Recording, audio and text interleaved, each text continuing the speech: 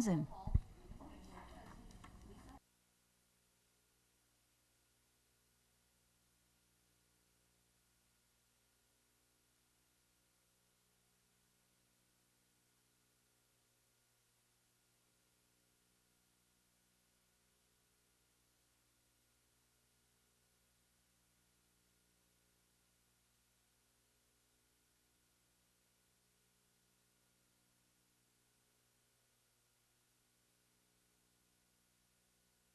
Ready?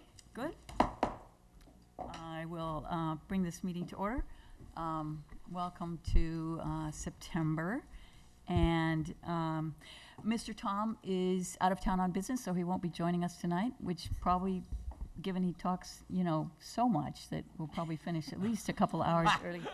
So, but our best wishes to Mr. You're just Tom. saying that in case he's watching. Yeah, exactly. So I would entertain a motion to, I have nothing to report from closed session. We just reconvened from closed session from 5 o'clock session, and with no reportable actions.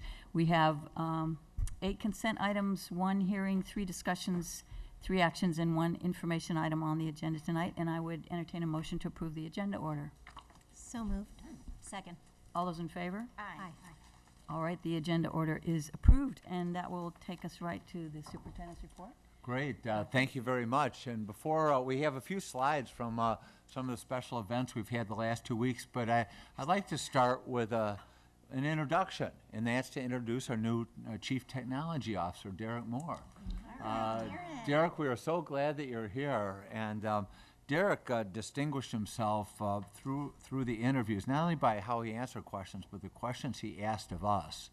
And I know both staff members, the larger group that met in the first round and the leadership team that met in the second round were so impressed with his obvious competence and talent, but also his inquisitiveness, his curiosity, and his commitment to getting better and making a profound difference. Now, I was tempted to read from his resume or a reference letter, but this was a first. I've been a superintendent since 1988, and I have never gotten an unsolicited reference after we hired somebody. So after we offer the contract, and I don't know if you know this, but you're about to be really embarrassed. So this came in on a Saturday morning. Dear Dr. McGee, I just will read part of it, and this is just from somebody who worked with him. In my 18-year career, I've achieved great heights in network engineering. I gave it up to pursue something that gave me the chance to give back to the community and share my passion for knowledge and education. I left money and prestige to take a small position as a rookie network administrator. I'm telling you this because it pertains to your acquisition, Derek being our acquisition.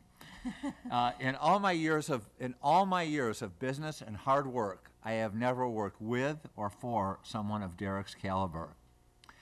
I've never been more sincere in wanting to convey to someone what an amazing addition they've made to their organization. What he's done for us goes beyond what I can say, as I've only been here a year. Suffice to say, everyone is in awe of what he has made of our place. He announced today he was departing. In 18 years, I've never felt like I've lost something so perfect that I physically felt it. The room was aghast. That is a first as well. Usually people are ready to send a person down the river. We're mourning it like we found out we were losing our own jobs, not our director. I could go on, but I know you have bigger and more important things to attend to. I just want to simply convey to you that your district has made what I feel might just be one of the best additions possible. His acumen for technology is nearly unrivaled. His practicality and efficiency in his approach to just about everything he's done made it nearly impossible to find fault in his plans. And that was not written by his wife. And it was written by a network administrator. So, Derek, we know we appreciate your good work, but we also appreciate your student-centeredness. And I guess that's what spoke to me most strongly during the interview process and reading your references and resumes. Father of 2 himself, and brings a great background, and certainly, a piece like this, unsolicited, is a great testimony. So we're really excited about working with you here. He's starts September 22nd, but he's made time to come in on Fridays, and sat in our meeting last week as we're applying for a Future Ready School designation. And Derek, I just can't wait to have you aboard, and he will be reporting directly to me now. So we changed that. So Derek Moore, please welcome him. Thank you. Definitely caught me off guard with that a little bit. So, yeah, I'm happy to be on board, and I'm happy to get started with the new challenges in Palo Alto, and look forward to solving some of the challenges together. So, thank you. Thank you, Derek. Welcome. Appreciate it. Welcome. Welcome. That's Great. great. Good. So, great. And what I think I'd like to do then, let's just flip through some of our back-to-school events. We started the second cup of coffee meetings. We had Fairmeadow the other morning, and Camille, thanks for coming, and Barb came to that. Melissa, we had I don't know what cup of coffee it was last night. It was, we were into double figures by that time. A session at Addison last night, and they've been really well attended. Really only in Palo Alto do you get this kind of attendance. 60, 70 plus people at these, and really good questions. We heard about some things we need to do better, and we also heard some great support for our district goals, which I was really appreciative of, in the strategic plan and the vision. And it's nice having the board members there to answer some questions too. So Melissa, you gave us some history. With Amanda and I both being new last night, it was really nice that you could give us some history on mathematics. So I appreciate that. And we have another one tomorrow morning. We have El Camelo tomorrow morning. We have Jordan Thursday evening. This Maker Studio grand opening was a wonderful event. And I was so pleased to see so many representatives from other schools there as well. We had, probably half the schools in the district represented. And Tabitha's husband gave a great, very inspirational keynote. And I talked a little about the difference between knowledge and learning, about how they're both important. But I think you can see from some of these slides, on a beautiful Saturday morning, these kids, just immersed and so excited about learning.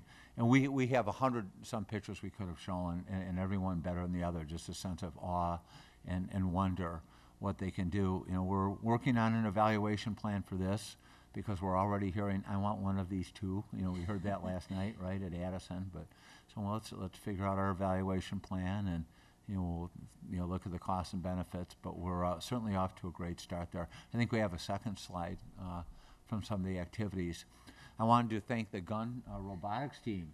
Showed up, and wow, they were the rock stars, and it was so much fun to talk to them about their success in the national competitions. I wasn't aware of how far they had gone in their various national competitions last year, and the younger students were so excited about the robotics team. So it was just one of these community events that just makes you feel that we are doing some great things for young men and women and boys and girls. Heidi, yeah. Yeah, I couldn't make it on Saturday, but I did go see the summer school at Barron Park this summer. Yeah. And they were just working on the makerspace and getting it ready. And everyone, you could feel the palpable excitement of all the stuff that was there and what were the students going to do with it. And it was just very, very exciting to see in there.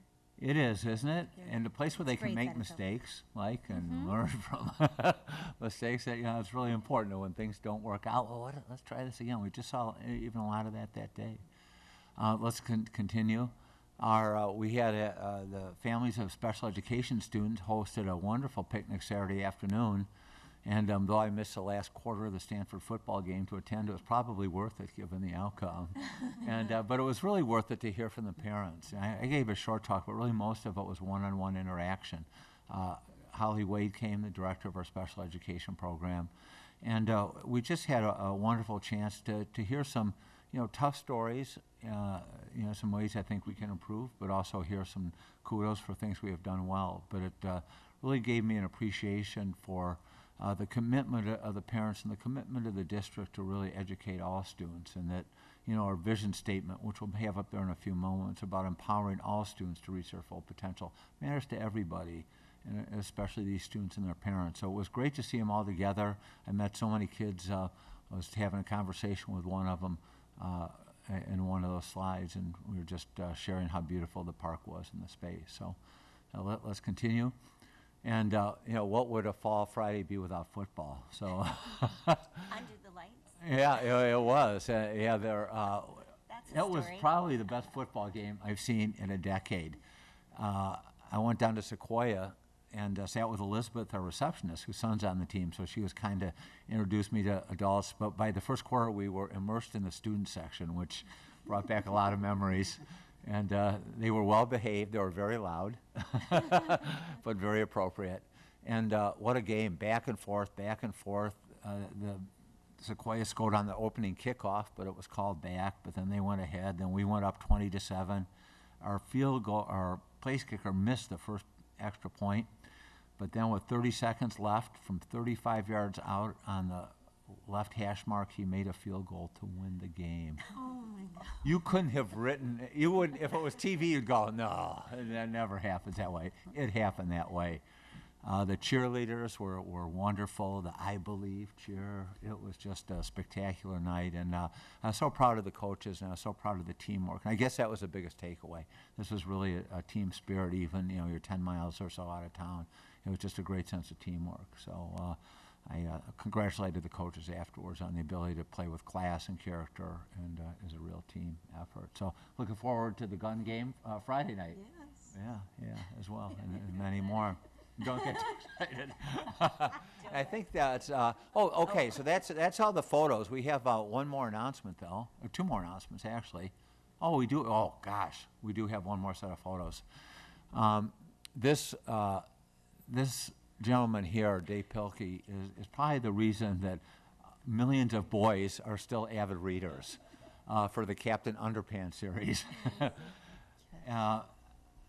I learned about this visit from a fifth grader who was reading the book in Spanish over at the Palo VTP night. And he said, and I was telling him, yeah, my fifth grade grandson, you know, loved these books. We read every one. He'd read them to us in the car. And then we'd look at school signs and figure out how you could rearrange the words to something terribly inappropriate, as happens in these books. And the kid said, he's going to be at our school next week. So we moved cabinet back, getting our priorities in line. And Dave's talk to the students, they wouldn't let us videotape it for, you know, obvious reasons, but if you can see this kid jumping out of his chair or out of his seat on the ground in the middle, he had these students, he talked about his history, he was a lot of trouble in first and second grade, and his teacher did not appreciate his making armpit noises and things like this, and drawing these cartoon characters. But his message to the kids was, you can learn if they teach the way you learn. All of you can learn. They just have to find a way to figure out how you learn best and then teach it that way. And the kids went wild, the teachers went wild. He did these drawings and autographed them and gave them away, trivia on his books. It was such an endearing experience. And I've heard a lot of authors talk. This is really the most genuine human being, I think, and his ability to connect with the kids was just fantastic. So my grandson was texting me at 6 in the morning, our time, and just said, make sure you get the autograph today, Grandpa. And I did, and I texted. I think I got him in trouble at school because I texted him back a couple of these pictures. Said, don't text me during school. But that was just kudos to the book rags and Escondido for that. And then I think that's the last photo we have. No, sorry about that. Of course, there is teaching and learning happening, so just a couple here. It's hard to see Steve's slide. He was doing a small group lesson in mathematics with collaborative learning. He's the one on the upper left there. And so he talked not only about the Common Core standards, but about the Common Core practices. And the column on the left is the content standards. The column on the right's the practices. And he was commending a group for persevering and problem solving, another for the modeling that they were using. This guy's an amazing teacher and has given some professional development lessons to other teachers. But to be able to walk in kind of at random and see this kind of lesson was just, I was so inspired. And I took the picture with my camera. The quality's not great. But just seeing these kids so engaged in learning mathematics the first week of school, you know, as opposed to, I think, what they do in a lot of schools around the country was, you know, what's your name, put your number, your names on your books. Just to see them talking about mathematical practices was inspiring. Next, I will not keep saying one more slide. There we go. And so the last piece of kudos, and I have one other large one, was these three students. I can't believe there's one at each of our middle schools. This is a competition that's akin to the Intel Science Fair for high school students.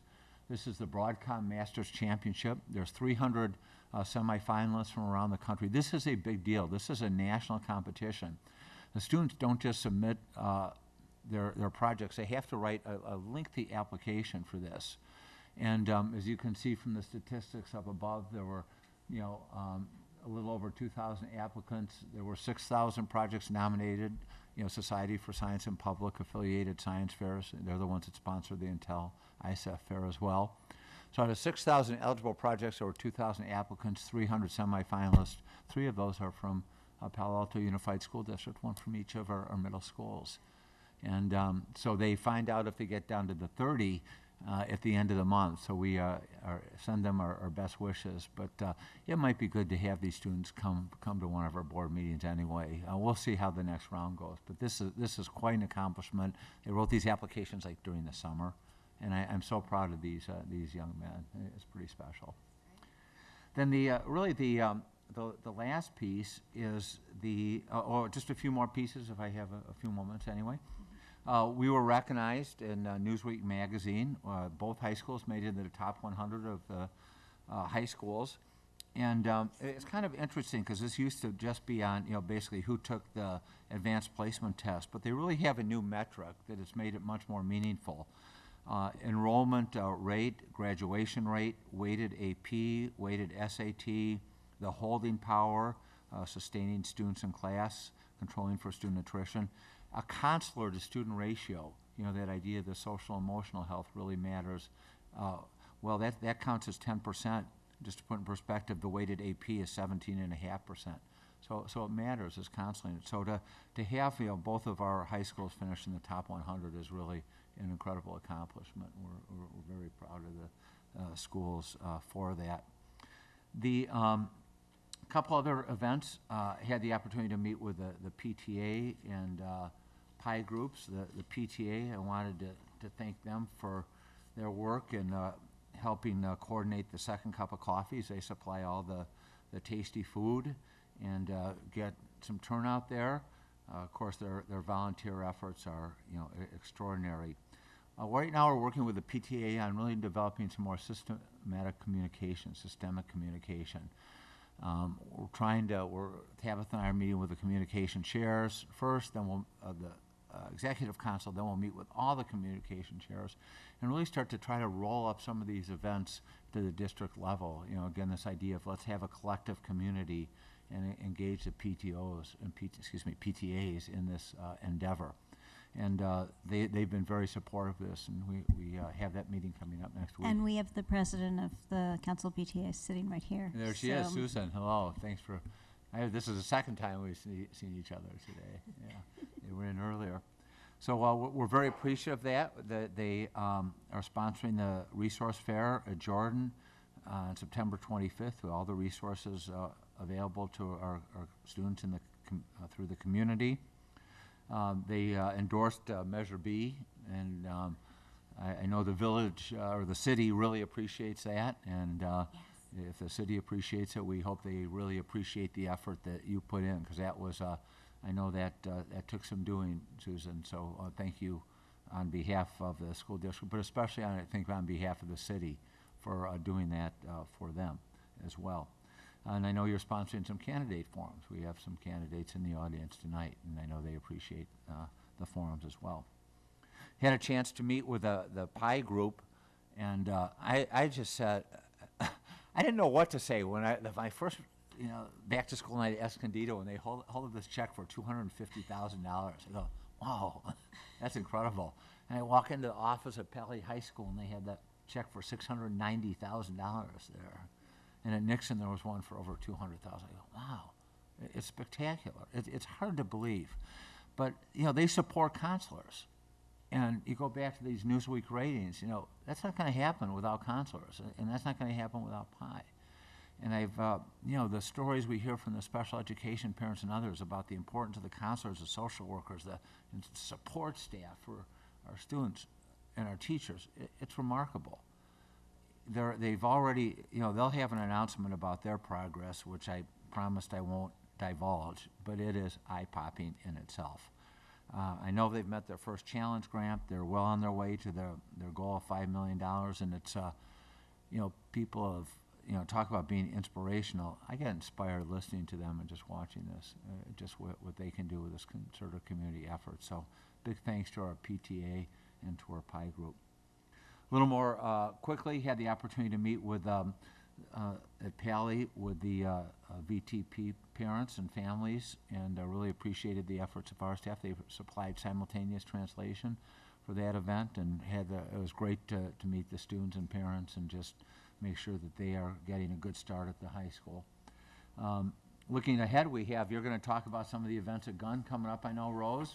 My wife's coming into town. We're looking forward to the cookout and the football game. We're looking forward to something Saturday morning, the dance Saturday night. We're going to fit in a Stanford game between times, and it should be a great 50th anniversary. Second cup of coffees, there's a schedule, I think, in the board materials coming up. 2 down, 16 to go, and then some, I'm hearing. We had a mom call today, I'd really like to host one like in my house for our neighbors. Like, sure. I go, keep them coming. I'm glad I acquired this taste for caffeine early on. But I love them and really appreciate the turnout, and I hope that we do continue to have great turnout from those. It's as I say all along, my goal as a new superintendent is to first to understand and then be understood, and I'm understanding more and more from every one of these second cup of coffee sessions. So I'm going to take a deep breath and thank you, and I'll be glad to answer questions. I know board members have been to some of these events too, and if they want to add on, that'd be great too. So thank you for your time. That was a great report. Does anybody have anything to add at this point? Yeah, terrific report. Very interesting. So let's see, Rose and Carolyn, welcome back. Do you want to start with your report, Carolyn, for Pally, and then we'll do Rose at Gunn? Okay, so not too much was happening with the ASB at Palo this past couple of weeks, but our club day is coming up this next Monday on the 15th. The ASB is also expecting a Spirit Week release soon, so just with details and specifics on our 2014 Spirit Week. The ASB also voted to change our Spirit Week dances to lift the restriction on the number of dancers per grade. The junior Spirit Week theme was decided to be pirates. And the ASB members would also like to invite board members to come and sit in on ASB meetings. Lovely. Yeah. And the ASB also had some concerns that they wanted to communicate to the board. And one was they suggested that a way for the board to communicate to the community policy changes, like the homework policy, was through city or student newspapers. And also they suggested that if the board wants any feedback on policies, they could give out surveys during Pally's advisory period, where we're all mandated to go certain times. And also the ASB class suggested that board members could come and shadow students for a day to get a feel for their classes and the class rigor and the inequality or equality throughout different classes. Fantastic. I thought that was a Yeah, those are fantastic terrific. idea. Can I ask a Terrific real quick ideas. question? Do you know how many clubs will be at Club Day this year? Oh, I'm not sure exactly how many, but I think last year we had over 50 or so it's a lot. It's a lot. So Yeah. when you come back next time, you can tell Yeah. us. Great, thank you.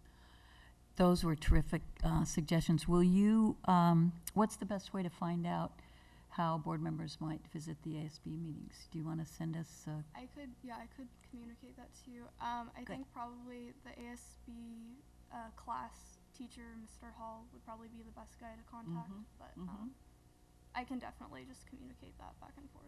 and Okay, send. thank you. Yeah. That'd be terrific. Thank you for the great report. Rose? Okay, well, we'll kind of piggyback on that and say, please come to any Gunn meetings if you care to join us. I like the idea of shadowing students if you guys are up for some sprints between classes. Absolutely. It's, yeah. So, yet again, not too much going on at Gunn.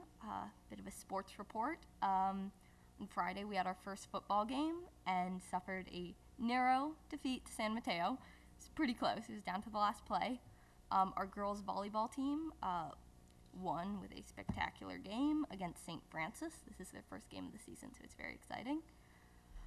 We had our guidance assembly, back to, social and emotional support. Every grade has their own assembly. Mine was on college apps, and it goes from everything from, our support services to, well, how to apply to college. So lots going on with that. We had our back to school night, which I got to help give directions for to parents, which was, it's really entertaining to watch them try to go between classes. Never seem to make it. And then the bigger news is this weekend is our 50th anniversary celebration. We're all very excited for it, and huge shout out to the parents that organized it. It's a group of parents and alums, and they've done a spectacular job and given up countless hours to making this a wonderful week. All events are open to anyone if you choose to join. We have a barbecue on Friday before the football game at Bull Park. The football game itself, and then a halftime parade. The next morning, we have the 50th ceremony thing in the gym, and then that evening we have the Golden Gala. Don't think that was extended to students for invitations, but, and then Sunday is Gun Field Day, which is going to be tours put on by students. So a weekend full of fun. Absolutely. Good. Thanks, Good. Rose. Terrific. And where would a community member who might be interested in attending one of the events find a schedule? Well, they do have a website that you can reach through the Gun website. It's a little link. It's for the Gun 50th anniversary. Most things are welcome to anyone. Some have entrance fees, and I think the gala is the only thing you actually need to sign up for in advance. Good. Also on the district website, website. That works too. pausd.org. Okay, good. Thank you, Rose. Thank you, Carolyn. Okay, that brings us to our consent calendar. These items are considered routine and will be approved in one action without discussion unless a board member or community member wishes to speak to an item on the consent calendar. So I would entertain a motion to approve the consent So calendar. moved. Second. All those in favor? Aye. Okay, the consent calendar is approved unanimously. That takes us to open forum, and I have 2 cards. Anyone else who wishes to speak to the board in open forum may do so at this time if you just turn in a card. Our first speaker is Star Teachout, followed by Srinivasan Subramanian. Welcome. Thanks, Star. Oh, we'll share. We'll share. We can share. Thank you.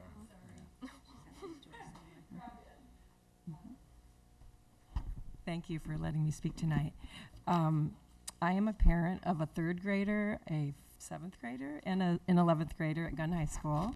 And I've been a pretty active volunteer in all of those schools. And I'm here mainly tonight to speak about high school, and in particular about student and parent input. I've been a member of, very active in the parent networks. I was on the Challenge Success team for 2 years with Rose, and I'm currently on the WASC committee and PTSA rep. And throughout all of those volunteer efforts, I'm always listening to what's working and what's not working from parents, and trying not to judge who's right, if it's a bad teacher or a good teacher, or if the parent's wrong. I'm just trying to absorb it before judging. And it just seems that we could shore up some of our communication between parents, actually, and students and the schools. If you look at item number 1 on this, I'm not really here to speak about this tonight because this is a student. It's per the collective bargaining agreement, there should be anonymous in-class student surveys, and it's spotty. I don't have any data on how many teachers give them, but if we were 100% on that, I wouldn't even probably need to be here, because the most important thing is for our students to communicate with their teachers.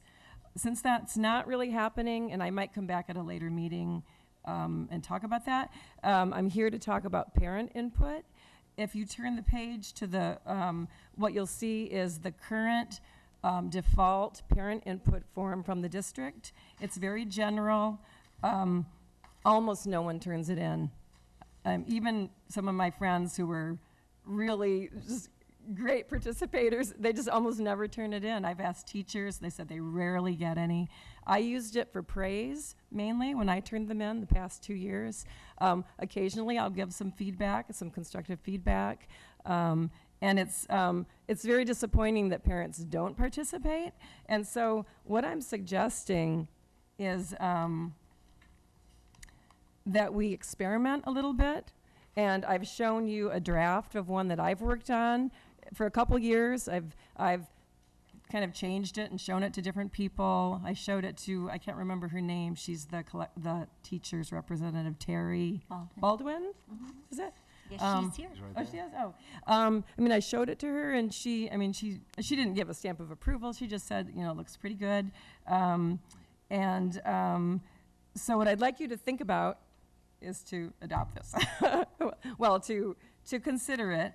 And as well as that, I have offered an additional page to add to the homework policy to clarify it for parents. Thank you, Ms. Teachout. Thank you. Yeah. Srinivasan Subramanian. Welcome. Hi. I want to talk about two topics. One is donations, and the other one is around course consistency or horizontal alignment. On donations, recently I've heard a couple of instances of people donating to our schools, and I've written to you about one, just the technical issues about accepting Chromebooks. Oh, yeah. But I'm here to talk about, what is ethical or proper about accepting donations where they give you money, the corporation. By the way, I'm not representing any corporations or for or against, and just speaking as a parent. They give money and then they ask you that it must be used in a certain way.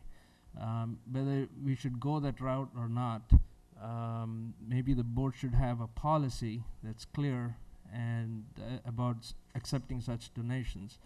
And because it doesn't seem right. If you open it up, then there can be many corporations who can come in and actually pitch their products. And we also don't want our school to be a dumping ground for obsolete products or, shops and a whole bunch of things. So, we should evaluate our needs. We have a lot of devices today, and if there's a shortage, let's look at how they're being used and how efficiently we can use them by having reservation calendar. Let whoever wants the devices reserve those instead of the cart being rolled to a class where it's not needed. So let's do that. And I also believe in cultivating a culture of value and giving, not just take it because it's free. And I think today our kids, they want the next iPhone version no matter what.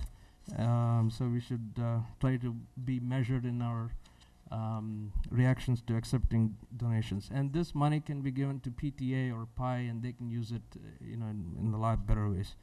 So the second thing is about course consistency or horizontal alignment. From what I've found out, there's a lot of work being done at the back end in terms of grading, uniform grading, assignments, and all this stuff. But I think the real anxiety is in the teaching style.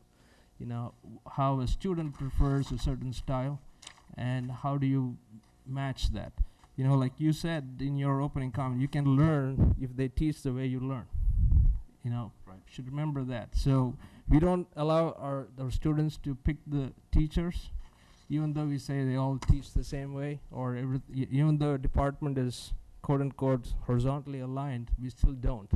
But from what I've seen with my own children, they, like Stephen Shirley, for example, is one good math teacher. So when they click, it really works. So this is something, the front end horizontal consistency should be considered. Thank you, Mr. Subramanian. Ms. we- Mitchell, I wonder Yes. if I might just mention, since Mr. Srinivasan at the last meeting was talking about district-sponsored social media, I just wanted to alert the community, and Ms. Emberling and I would mention it later, but this Board Policy Review Committee on Thursday from 1 to 3 are going to look at the initial draft of a district-sponsored social media. So I just want to alert the community that's coming, and they can go online and take a look at that early in the process is good. So since he's here and he talked about it last time, I thought it's a good time to mention it, and people can find that on the district website. Thank you, Ms. Yes. Townsend. Perfect. I'm just wondering if Dr. McGee would like to make sure there's a connection between some of the questions that came up just now and his staff. I think for, both, we need to. I had a chance to look, for example, at the survey a little earlier and just highlighted it. And I've had some experience with where all teachers give a survey or all the students filling out after every course, every semester, and it's really valuable for the teachers. So, and then I think your point about both the horizontal alignment and considering the donations are good. And we've had some communication in the interim as well. So, no, I think that both, I really appreciate the thoughtfulness of both comments. It's the idea. We can get better, and we get better by listening and learning and continuing to work with great minds that we have and great resources in the community. Excellent. Okay, so we have a public hearing tonight, next, regarding the board's certification of the availability of textbooks and instructional materials.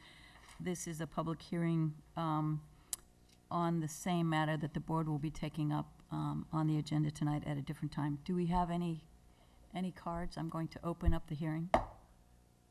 And we have no cards, so I'm going to close the hearing. If anyone wishes to speak on that item, it will be on the agenda later as well.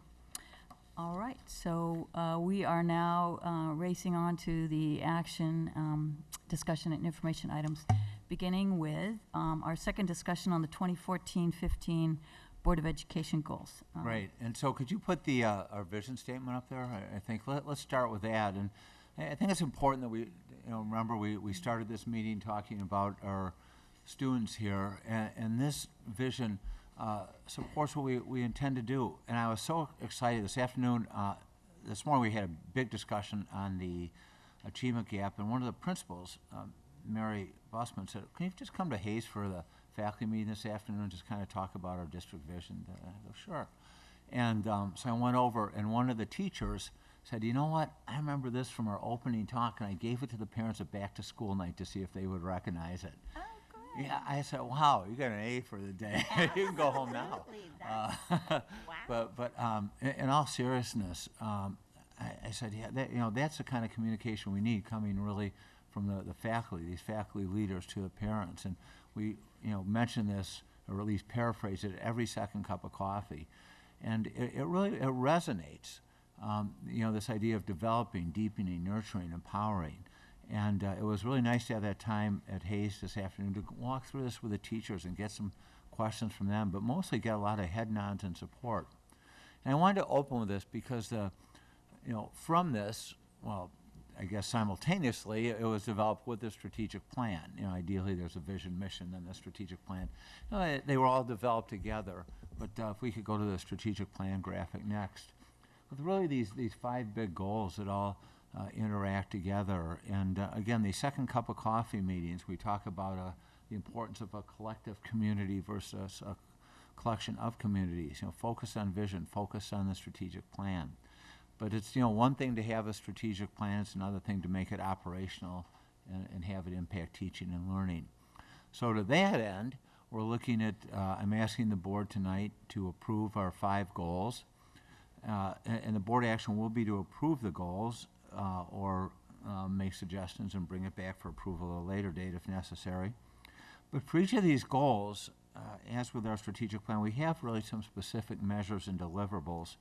So tonight what I'd like to do is we haven't changed the wording of the goals, and that did not come up. We had a lot of feedback at the last meeting on the measures and deliverables. And though those arguably do not need to be formally approved because they'll probably change as we come with our quarterly reports. We may decide to add some, drop some, change the wording, but I hope that all the measures and deliverables certainly have board consensus around them. What I'd like to do tonight then is I actually have slides on the measures and deliverables we have changed.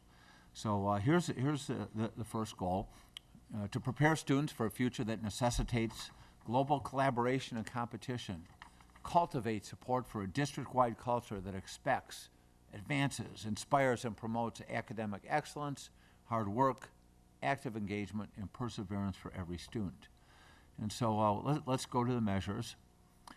We have the measures and in boldface and italicized type. We have changes from the last meeting. We added leaders. So there will be an individual, or in the case of the one that says principals, the face-to-face recognition at board meeting, who are directly accountable, or really the point person for each of these. We heard from our CTO tonight. I'm glad he accepted the job before he sees all the things he's responsible for. We gave him a hint during the interview process. And our coordinator of research and evaluation, we hope we will have her at our next meeting. We have offered her a position. In any case, so all these will have a leader. But let's go to the next slide. That last bullet about the action plan to assure equity of preparation, access, and support for historically underserved students. We went into some detail there about including an analysis of current data regarding student achievement and placements, professional development component, a strategy for faculty recruitment. And we have Charles Young, Dr. Young, as a point person, but we're also, I wanted just to put this in for the notes tonight, we really want to name a special task force on achievement, underserved achievement, and talent development. Again, we had a workshop with all our K-12 leaders this morning and really did some look at the data that we have on this, and we have some historical data from West Ed. We have different ways that we can measure this, but we need to really get a handle on what we're doing, and I know there's been a history. I had a chance to learn today from our leaders about the history. But I'll tell you, there's great energy around this and great support from the community. So this task force would be combined of, obviously we need a board representative, faculty representation, student representation, a parent representation as well. So, but we need to start by analyzing, what we have and, perhaps looking at some data sources which we haven't, drawn on in the past. Barbara pointed out the Ed Trust West data was valid, but I'm sure we have other sources that I don't even know about yet. So anyway, that's new. And should we stop there, or do you want to go through all of them? What's your pleasure? What's your preference? How many ones will we have new information on beyond what we had in the board We have packet? probably, no, that's the only one. And I just added this after our conversation this morning. I think maybe you go through all of them and then we ask questions then. Okay, that's right, okay. So let's go to second goal. Create conditions that assure consistent high quality and fairness in curriculum instruction and assessment while affording individual schools the autonomy to design, develop, implement, and evaluate innovative practices and programs aligned with the district's strategic plan. This has really resonated at the second cup of coffees, especially the piece about the designing and evaluating innovative practices and programs. Our parent community wants these ideas shared, but they want them evaluated. And as Grant will tell you, and Barbara and Camille can attest, as soon as we stopped our second cup of coffee, it was rushed by, 4 or 5 parents. I have this background in evaluation, and I get follow-up emails from a couple of them, put me in, count me in, because we want to learn more and do more about this. So I was very excited to hear from the parent community. And there, we heard last night, and Melissa, I know that one dad said there are so many resources in the community, and he came up afterwards. Had some ideas as well. So we're excited about this. If we can go to the measures and deliverables, a few changes. I guess I can read these off the packet and set off the screen. You'll notice in A, we put, we have this submission of the written analysis of strategic plan survey questions. We may need to add some additional questions specifically regarding innovation. Members of the board brought that up at the last meeting. B was new analysis of school-level survey questions regarding innovation, design, delivery, and Did you mean evaluation? I meant evaluation of That's what I thought. innovations. I Thanks. have a question mark there. Good for you, yeah. I was like, an innovations what? Design delivery. Thanks. These go so, throw me a proofread. Right, I right don't- here. yeah. Oh, sorry. Thanks so much for catching, and evaluation of innovation. So, this kind of fits in, I think, what Ms. Teachout was talking about, when we have parent and student surveys, not just about teachers, but about, really, how can we tap their expertise? And it's kind of neat we have this advisory period to do that, to ask about that. I'm really interested in hearing student feedback on the Media Arts Center. I talked with, one of your teachers about the Senior Research Project program over at Palo. I'm really interested in hearing student feedback on that. I talked to a couple of kids in the program already. So there's just some examples. Next slide, I think we have to be continued there. H and I are both new. Analyze and report on course consistency within and between high schools regarding grading practices, homework policies, expectations, and summative assessments. And this came out of the board discussion, though we also need to, as we have in here, talk about consistency among elementary schools. And I know we heard that at Addison last night. And then we added, present a staffing plan aligned with the district vision, mission, goals, and the strategic plan. At the last meeting, one of the board members asked, what's going to cost some money here? There's some expenses associated with this. So we put an asterisk after items that have some cost, but there are, some of these we can just handle through our current budget, but some will, may well require some additional staffing. And so rather than speculate on how much that will be or exactly what it is, I think we really need to take a bigger picture look at our staffing plan, because, the form really needs to follow the function, and the function is the vision and the strategic plan. And so there will be an impact on next year's budget. And we're looking at presenting this about probably 6 months out, after we really get a handle on better handle on what's needed. So let's go to goal 3. To provide all students the highest quality learning environment in every district school, we want to assure that all certificated and classified staff are continuously engaged in professional learning that is aligned with specific strategic school improvement goals that are tied directly to the district strategic plan. And so, moving on to the measures then,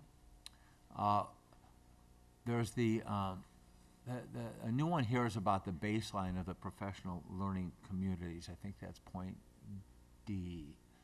I had assumed that we had some significant professional learning community activities going, but I heard from faculty and from the leadership team, these are just getting started. We really need a baseline first, and we need some support and help in how to make these work and establishing them. So we changed the wording of that to fit.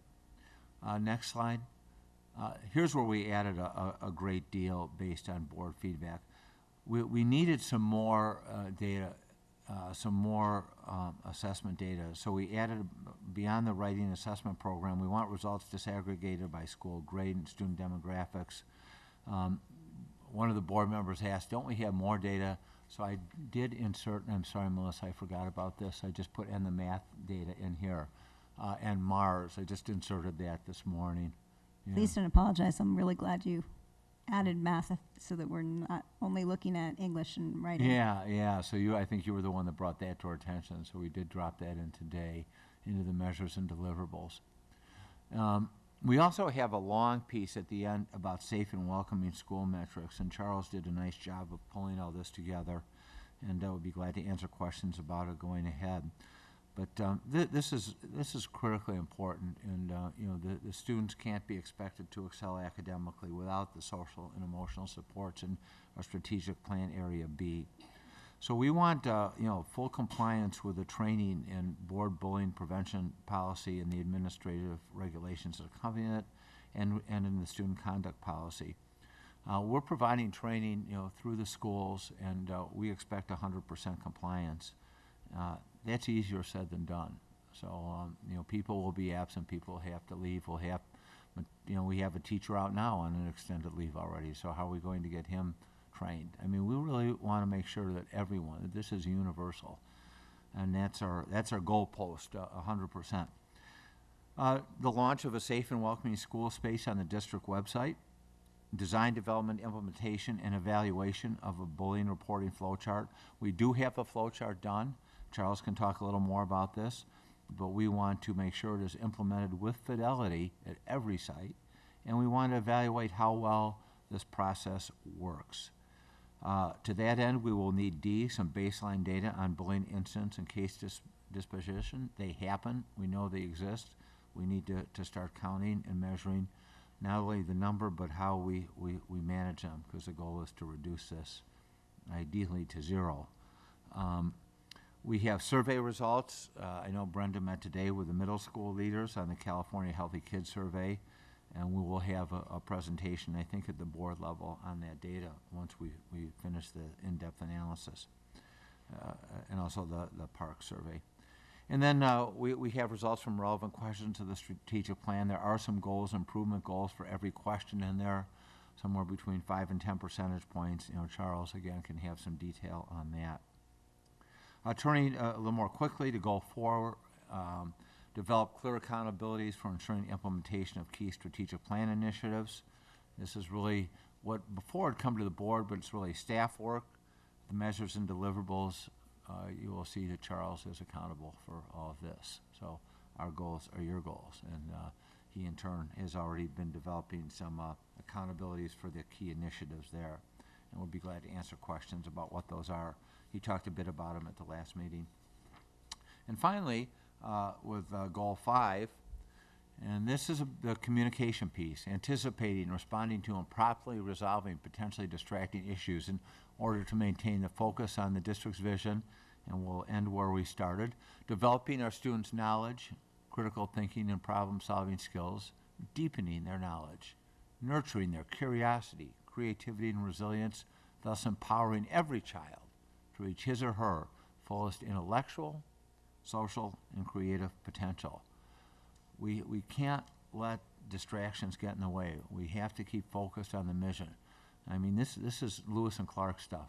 This is, we have monumental accomplishments in mind here, and we are going to forge ahead together. Right. And so to do that, we have some really interesting measures and deliverables. We can go to those. The last one, oh my goodness, it's kind of falling off the screen here. But design, develop, and implement a means of communicating board decisions promptly and broadly. So, Carolyn, I think that came from you and Rose at the last meeting, and I know it's come from board members and from parents. Let's get ahead of this. Let's, the papers do a good job of getting it out, but let's get our own message out the door. And Tabitha has been very helpful. We got our Max mail, was a little slow with some technical difficulties, but we're looking at getting board summary reports out very quickly, and giving people multiple ways to hear our message and to keep our message consistent. So thank you for your time and attention on that. I didn't go over the cost items. We'll answer questions about those as need be, other than saying that we do realize that some will involve some staffing costs, and we'll hear more about those when we present our staffing plan in the second quarter. Thank you very much. Thank you, Dr. McGee. So this is on for action tonight, and questions, comments, certainly with an emphasis on anything that stands between you and your vote. And we're starting this one with Ms. Townsend. Not yet. No. Okay. Yeah. If anyone does wish to speak to this item, please turn in a card. I don't have any cards at this point. Ms. Townsend. There's a lot to chew on. And so, with that in mind, I was looking at the 5 individual issues and then going back to our strategic plan. Right. So, if you would, what relationship do you find these 5 to this strategic plan? Do you want me to refer back to it, or do you want to say, no, don't go back to that I strategic think we plan? should. So can you just put up goal 1 there? And so I don't think it's on the slide, but it is in your packet. So this, we think, aligns directly with strategic plan goal area A. This is really one that's centered around that area A of the academic excellence and learning. You know, goal 2, let's go to that, Tabitha, if we could. So what we thought is this was most closely related to goal area E, and then under there, the initiatives E2 and E3. So we put these in your packet. I know for the viewing audience at home, this may be a little hard to follow, but this is part of the strategic plan. You have the summary in your packet of the 5 goal areas and the initiatives under each one. Goal 3, we thought aligned most closely with goal area C here, which was the staff development and recruitment. We want to make sure that this is, obviously the professional development is not episodic and isolated, but that it's tied directly to our strategic plan, and that the school improvement goals are tied to the strategic plan, thus professional development is tied to both. Obviously, goal 4 is really the work on following through on the specific initiatives. And then goal 5, if you could put that up, Tabitha, is really aligns, again, back to, I think, what we think is goal area E, this idea of the communications piece under goal area E, governance and communication. So, you know, I think maybe when we publish these, we ought to make that alignment clear. But go ahead. I don't know if I answered your question. Well, that's good. I mean, this is a work plan. I get excited when there is that driving force, that energy that makes this all happen. And so I, first of all, like the vision statement at the beginning. And I'm delighted that everywhere I've seen you appear, you start with that. And I'm delighted to hear that at Walter Hayes, the teacher said she began. That was great. Yeah. That is very cool. Yeah. This is a big start, I think, to the district work this year. And the second cup of coffee, I felt so energized by that at Fair Meadow the other day. And again, at the beginning of this meeting, when you talked about while you and Grant were up there, it took the PTA to pull out that, 60-some people at 9 in the morning. Fantastic turnout. And that we were there to all hear what parents had to say. And I'm delighted that you had brought up that, in particular, math was one of those, was like right off the top, and particularly some whose children were very, very good at math, and say, how are we reaching those kids? So that's why I appreciate that when some of these methodology for assessing how we're doing in mathematics is back into this plan. So let me just raise some questions, not necessarily concerns, but questions, and then you do with them how to vote on this.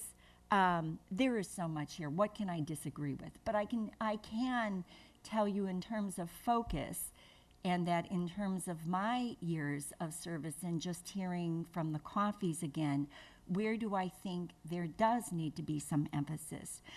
One of the, it was delightful that in the last week, there was a huge writing, professional training around reading and writing, and a great excitement about that. I must say that parents at our coffee at Fair Meadow said, that is just wonderful, but my concern has never been about reading and writing. And I'm hearing that reading and writing will be in the whole curriculum. Well, why aren't we saying that math would be in the whole curriculum? Why isn't math appearing in English language arts? If time on task is key to doing well, how do we balance this? So I love that we're doing writing, but I do need to highlight that the biggest concern I hear is truly about mathematics. So in terms of emphasis, I throw that back to you and see if there's a way we might acknowledge that and How we do things differently, I don't know. But on the other hand, I think there was some concern that if we spend all the time on reading and writing, what happened to the mathematics? And so that balance is going to be key. As we do professional training, if we go down one road, does that mean to the exclusion of another? It's always that balance, and how can we be assured of that balance in this work plan? So that's one question. You don't have to answer it right now, Okay, but thanks. let me get through them, and then No, you go can ahead. Okay. get through them. In terms of accountabilities, throughout, and I know we had this conversation early, in fact, soon after you were hired, saying, I find that the district is, and many districts are at a disability because as a policymaker, as we lose CST, there is no standardized baseline assessment that you can easily look at, get some baseline. They're not particularly high risk, but you do get a sense of how schools' classes are doing. So my challenge continues to be, and I put forward to staff as well, what are we going to be using? And I'm not comfortable with the answer that Smarter Balance will be here someday. That simply does not work. If I had a child in kindergarten, it wouldn't work for me saying, well, third or fourth grade, it just doesn't work. I think we need to do better. I think we need to look outside our boxes.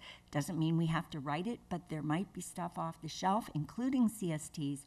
And I know it's not necessarily popular, but I am not on the board to be popular. I'm here to make sure that our students are offered certainly baseline and better, and particularly, I love Miss Emberling always saying, and that third grade reading. So I know, we worry about that third grade reading, and we want to make sure we're at third grade reading. But I need some standardized assessment that it's not teacher evaluated. I think it needs to be outside the district. So some objective standard, so I need to put that out there because I don't necessarily see that here. Maybe so, but what I would like is not only is it assessed from some objective source outside the district, but that it's understandable to policymakers who are ultimately held responsible for how our children are doing, and obviously the superintendent, and that is easily understandable by parents. The community should be able to understand the data. So that is those are my two big ones, and then since we're not going to start all over,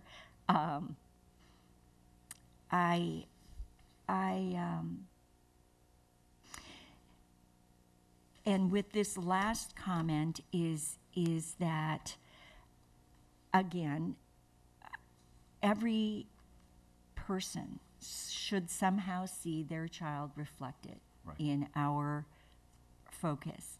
The focus, some of them are maybe a little farther removed from students than I might like. However, I think it's really solid work. I mean, it's phenomenal work.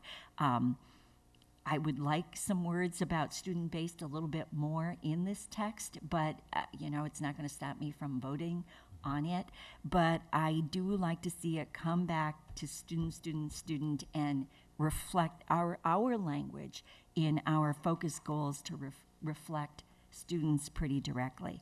So even baseline data on how we're doing on professional development.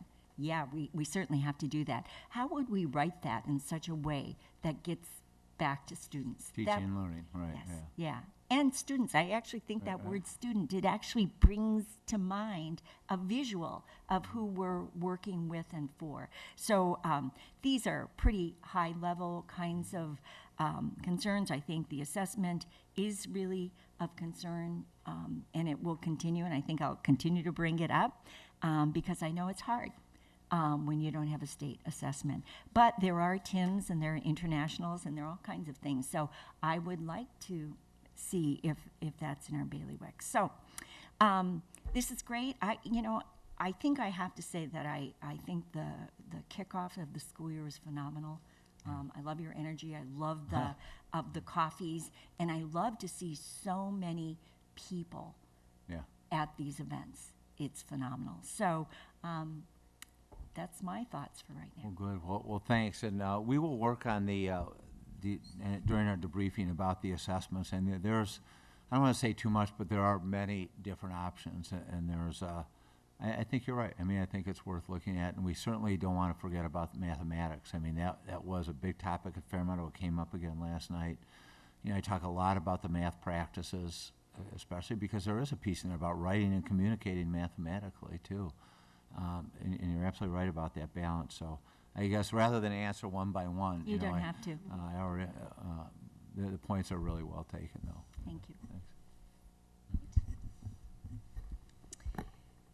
Wow. So this is aspirational and Yes, it's it is. inspirational. And I'd like to see that it's doable. Yeah, me too. I counted up all the reports. I think there Lot. are, 35 deliverables.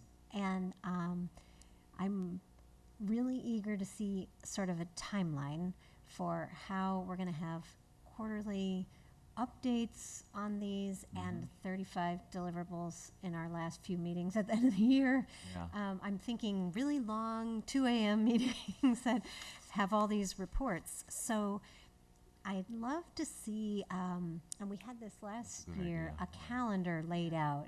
Great idea. I think we do it every year in terms of, okay, well, let's work backwards from the spring. What are we going to see when? Where are the quarterly check-in points? You know, we don't have that many meetings. I can't remember how many we have in a year, but it can't be that many.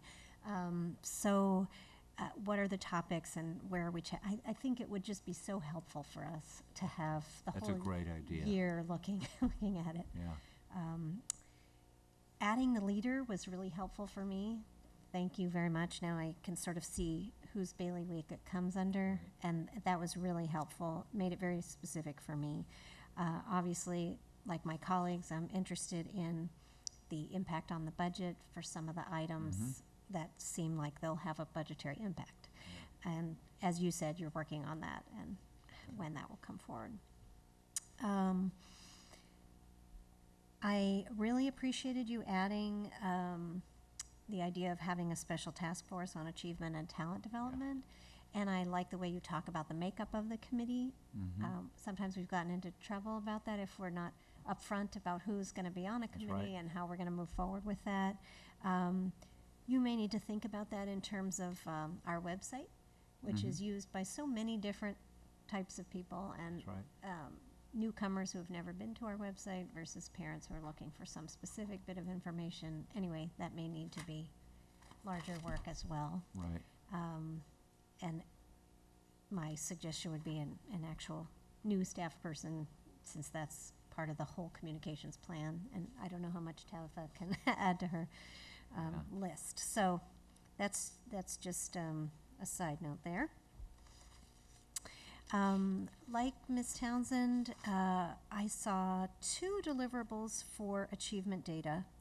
One in the first one, 1E. Staff develops, presents, and pilots a system for compiling, analyzing, and reporting achievement data from receiving schools to sending schools. Which data were you thinking about for that? All the same ones that you list in 3G? I think so, but also grades. It's really interesting. We actually used some of these items during our interview process for both the CTO and also for the Director of Research and Evaluation about their experience with this. Some evidence that they are capable. But grade, we didn't add grades in there, but grades matter. At least at the Yes, so they we would add that as well. Okay, so those are the 2, though, in terms of achievement data that I could see. Is that right? I think you're right. ERB writing, and thanks for adding Mars, because that was one of my questions about that as well. When you do move forward on looking at the website, you see this is a hot button issue for me, and you're talking about maintaining under 2D the common look and feel. I would like the adult school and the early ed programs to also share that look and They feel. should. Yeah. You get the adult school catalog in the mail. It doesn't look Mhm. anything like any other PAUSD. You're right, So yeah. it's hard to tell that we're even related. Early ed, I don't know what materials there even are on our middle college program, that looks like PAUSD. So anyway, so that, and then I'll be looking for some clarifications along the way of what programs are we looking at, obviously, in terms of what do you want to look at this year, or is this just a plan for next year, or what are we Yeah. evaluating? And is it, Mandarin immersion, or is it full Right. day kindergarten, or Yeah, I mean, there's some small. I don't know. Yeah, and I can't answer. I think there's some things big and small. Part of it's designing an evaluation piece, which was really instrumental in our decision to hire who we offer the contract to, for the director of research and evaluation. She has some experience and some really good ideas about that we need to tap. Just for example, the Maker Studio. I said, so what's the evaluation Yeah. plan here? And it's wonderful, and everybody likes a shiny new object, but they want to make we need to make sure that it does what we hope it does. I was over at, where was I? El Carmel the other day, and one of the class, they're all sitting on the big yoga balls. They don't have chairs. And they go, yeah, he's piloting it. And I said, oh, that's awesome. So what's the evaluation plan? How are you going to know if it's successful or not? So it's really changing the mindset to think about. And people, nobody was really taken aback. Ooh, that's a really good question. We ought to, think about. So there are some ongoing things now that I think we can probably, obviously you'd rather do it up front before you do the innovation, but I think some of these are important enough that we really need to start looking now how we can evaluate a couple of these bigger items that we have. And I would also urge you to look in the past and see what evaluations have been done, too. I know that when Sharon Keplinger, principal of our early ed programs, introduced Springboard to Kindergarten, she included an evaluation component and then came back to the board a year later, and then I think the following year, to report the results of what they had set up in terms of evaluation. And I think she was required to do it for the grant that she had applied Right. for. Yeah. But there are some models that already exist that I'm sure you already know about that, but it's just made me think about it when I was looking at evaluation. That's a great example. Yeah, grant programs, you're absolutely right, Heidi. I mean, that's just kind of routine, and it should Yeah. be here too, right? Yeah. Am I? Sorry, I know you're No, ready to go. no, I was going to comment on that, but I'll just wait. I didn't think about it until Ms. Thompson mentioned it, but it's true that these do tie to our strategic plan initiatives and actions, and I don't know, it might be nice for people, at least somewhere where we post this, to see which individual Visually, ones right, yeah, that's a good idea. go with it, because I do see, just the wording has changed, but some of these are very, very similar, right? Align learning goals and key assessments across grade levels and courses to improve consistency in curriculum, grading, and homework is There you just a go, different way right. of saying something you rewrote. So just to tie that together Crosswalk, yeah, would be great. good idea. Thank you. Thank I'm you. looking forward to supporting this. Yeah, I am too. I like that you've been using the vision statement. I also like the soundbite that you've been using, and it just hit me when we were at the Maker Studio opening at Barron Park, and you looked around the room, and there were a variety of parents and kids of different ages and some teachers, and you said, my job here isn't to worry about getting you into Stanford. My job here is to prepare your kids to change the world. And everyone sort of lit up in the room. And I certainly lit up because that's obviously, if you followed me along the years, you Right. haven't necessarily, but this has always been a big goal of mine. So to hear that in a soundbite and watch people light up when you say it, that was really great. When we were at Addison yesterday, as I walked out with the brand new principal, I said, you know what's different about this cup of coffee is you, the principal, and our superintendent talked about our curriculum in a big picture and what you were trying to do with it to help the kids move from elementary school to middle school to high school. It was a different kind of conversation than we normally have in that venue. Parents are usually not brought into that kind of conversation. Usually it's like, how are we going to put locks on the doors in the classroom? Let's talk about that. How are we going to have new curtains? Let's talk about that. What's the new playground structure going to be? Let's talk about that. Not that those aren't, when operating things are important to talk about. It's important the community knows. But the big picture, having the parents involved in that conversation was really wonderful. Yeah. And I hope all of these cup of coffees are going to allow the communities to have that kind of conversation. So I'm pretty happy with where we're going here. I could see the overlay between this and the strategic plan, but like my colleagues, I'm not sure people that aren't as close as I am can see that overlay. So let's just pull them back. We're reinforcing the vision. Let's reinforce that we're actually following our strategic plan. And you can't do every part of it in 1 year. You've got to pick the things that you think you can make an impact on. When you're doing that, it's really important to me that everybody understands what success looks like in June. And so going to the student assessment, things that we're talking about, like my colleagues, I'd like to make sure that every student and our core subjects are reflected in what we're assessing. So ERB is great for writing. Mars is good for math up to a certain grade level. Reading by third grade is really important. I know we do the DRAs for the younger kids. I know that's done in the classroom, but it might be the only assessment we really have of reading with the younger kids. And if one of our key points, reading by third grade, is a success factor to get you launched, if that's the trajectory that's really important, then we need to have something where we're checking in on that. And the other thing is high school. I'm not sure we have anything here for high school. I mean, I do think we do the ERB in 10th grade, I believe, but my suggestion, and this might not be popular, but we've been doing it for years, so we have historical data on this.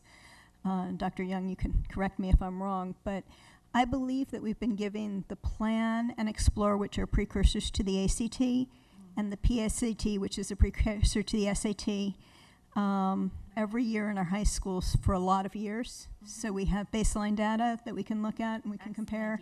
And I don't know that we've used that in any way to look at our high schools, but in the absence of having other information, since not every single kid takes the SAT and not every single kid takes the ACT, I'd rather go back to something that I know every one of our students is taking.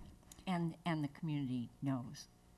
I would say most of the people in our community don't realize that every single one of our kids is, certainly the Plan and Explore are mysteries to most people. They don't know we're giving them. Do they all take the PSAT? Is They that all take the universal? PSAT as well. So all three of those tests are given to high school students every year. The Plan is given to the 9th graders, I believe, the Explore to the 10th graders, and the PSAT to the 11th graders across both schools. You're nodding. Is that right? You're nodding. Does that sound right? Okay. But you took the Plan and the Explore. Yeah. PSAT is 10th and 11th. Yeah, I think it's required in 11th, I think 10th. But it doesn't matter. We're giving these tests every year. Every student takes those 3 tests. My more detailed question is, do we have a goal for a % improvement on these assessments? Obviously not the ones we haven't talked about yet, but on the ERB and the MARS. And if we do, can we let everyone know what they are? And if we don't, in that first quarterly report, can we have what the goal is going to be by June? So whether it's improvement on average, or improvement by subgroups, or improvement in certain subject areas, or improvement in certain grade levels, I just want everyone to be on the same page. So in June, when somebody says we hit the goal, everyone's in agreement that we hit the goal. Yeah, or made some progress toward it. Or made progress towards Yeah. it. Or the worst is, I'm a teacher and I think we exceeded the goal, but no one else knew what the goal was but me, and that's not going to go over very well. So this is not going to keep me from voting. Yeah. But I'm going to bring it up again at the quarterly report if I don't see it. Right. And then I have a question. The bullying, the 100% goal you have for compliance on the board policy and administrative regulations on bullying and student conduct. We The training. What mechanism are we going to be using to measure that? Just that we trained every person, we'll check mark that? We should I'm going to turn that over to Charles, yeah. Go Yes. ahead. be we- software that would Yep. do that. we would, Okay, take so roll you're- and document, who was at the training, and make sure Okay. that we've, covered everybody. And is somebody on your staff going to keep a spreadsheet of that, or how are we going to? Yeah, I think Brenda Carrillo's office would be responsible for collecting that data. Okay. Yeah. And so sometime at the end of the year, we'll just get a report, we're at whatever percent we're at, Yes. which will be 100, right? That's We'll the be goal. as close to 100 as we can be. That's the goal, yeah. Okay, that's great. I think just keeping track of that is important. My question on the website is, where are we with the project that started last year? I spent hours with these consultants, hours and hours, and I do have some expertise in this area, so I don't think it was necessarily wasted, but Yeah. So Eduardo presented me with kind of a broad outline. We still don't have the wireframes yet. Kind of, here's the big picture, here's, how we'd like to develop the wireframes. We need some work on this. We really have one webmaster right now, and he's busy. We're putting some pieces, adding some video, adding some different things to our website, but it's, the design, realistically, it's gonna be a long time coming. It won't be the first quarter, it won't be the second quarter.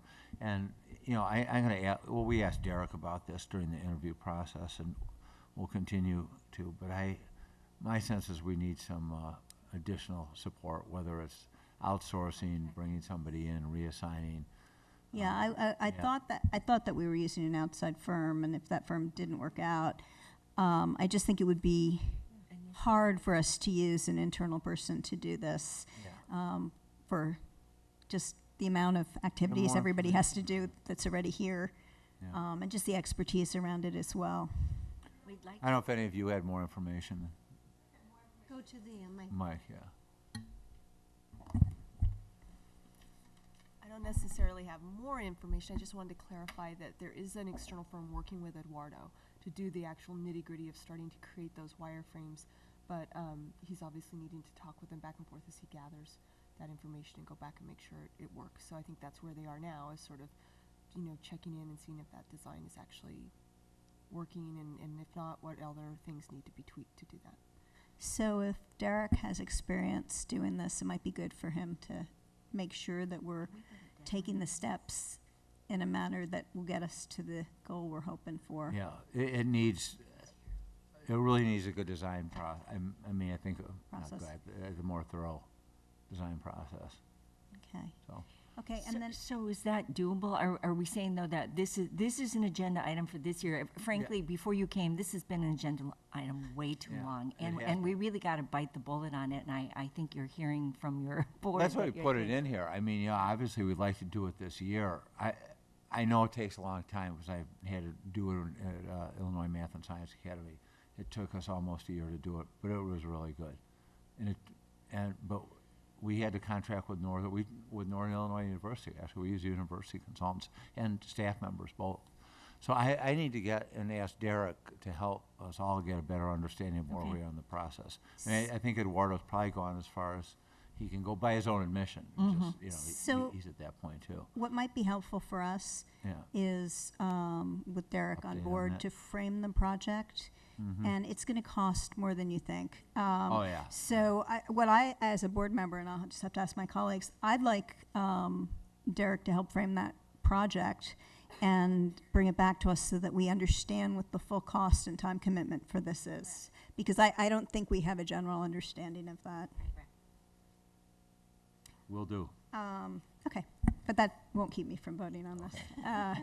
But you may come back to us and say it's gonna be this much, and we might say, well, we do half now and half later, right? Right, So, exactly. Yeah. let's see. I do think having a calendar in place will help. It will help us with agenda It'll setting help as our whole well. staff member get the work done too, so, we'll have that. We can put that in the next packet. I mean, you know, That'd be great. we gotta work That on would be really good. Yeah. Yeah. Well, I mean, I think that will help your quarterly report It will, decide right, whether, right, yeah. you know, there may be some things that we focus on so that we do them really well and might save some other things. Sorry.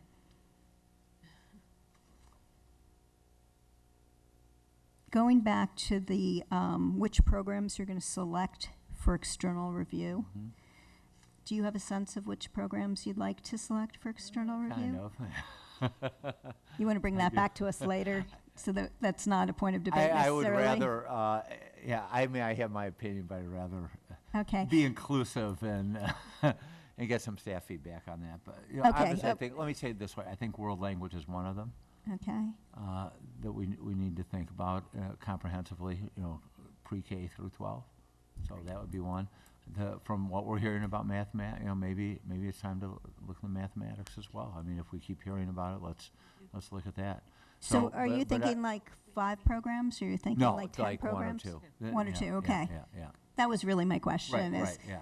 But I okay. want, again, that's, get some more feedback from the principals and leadership team before we Good say what question, it'll good be. answer. Thank you. Excuse me? I said it was a good question, and it was a good answer. Yeah, Thank you. yeah. We'll just keep it between us. Oh, we're being broadcast?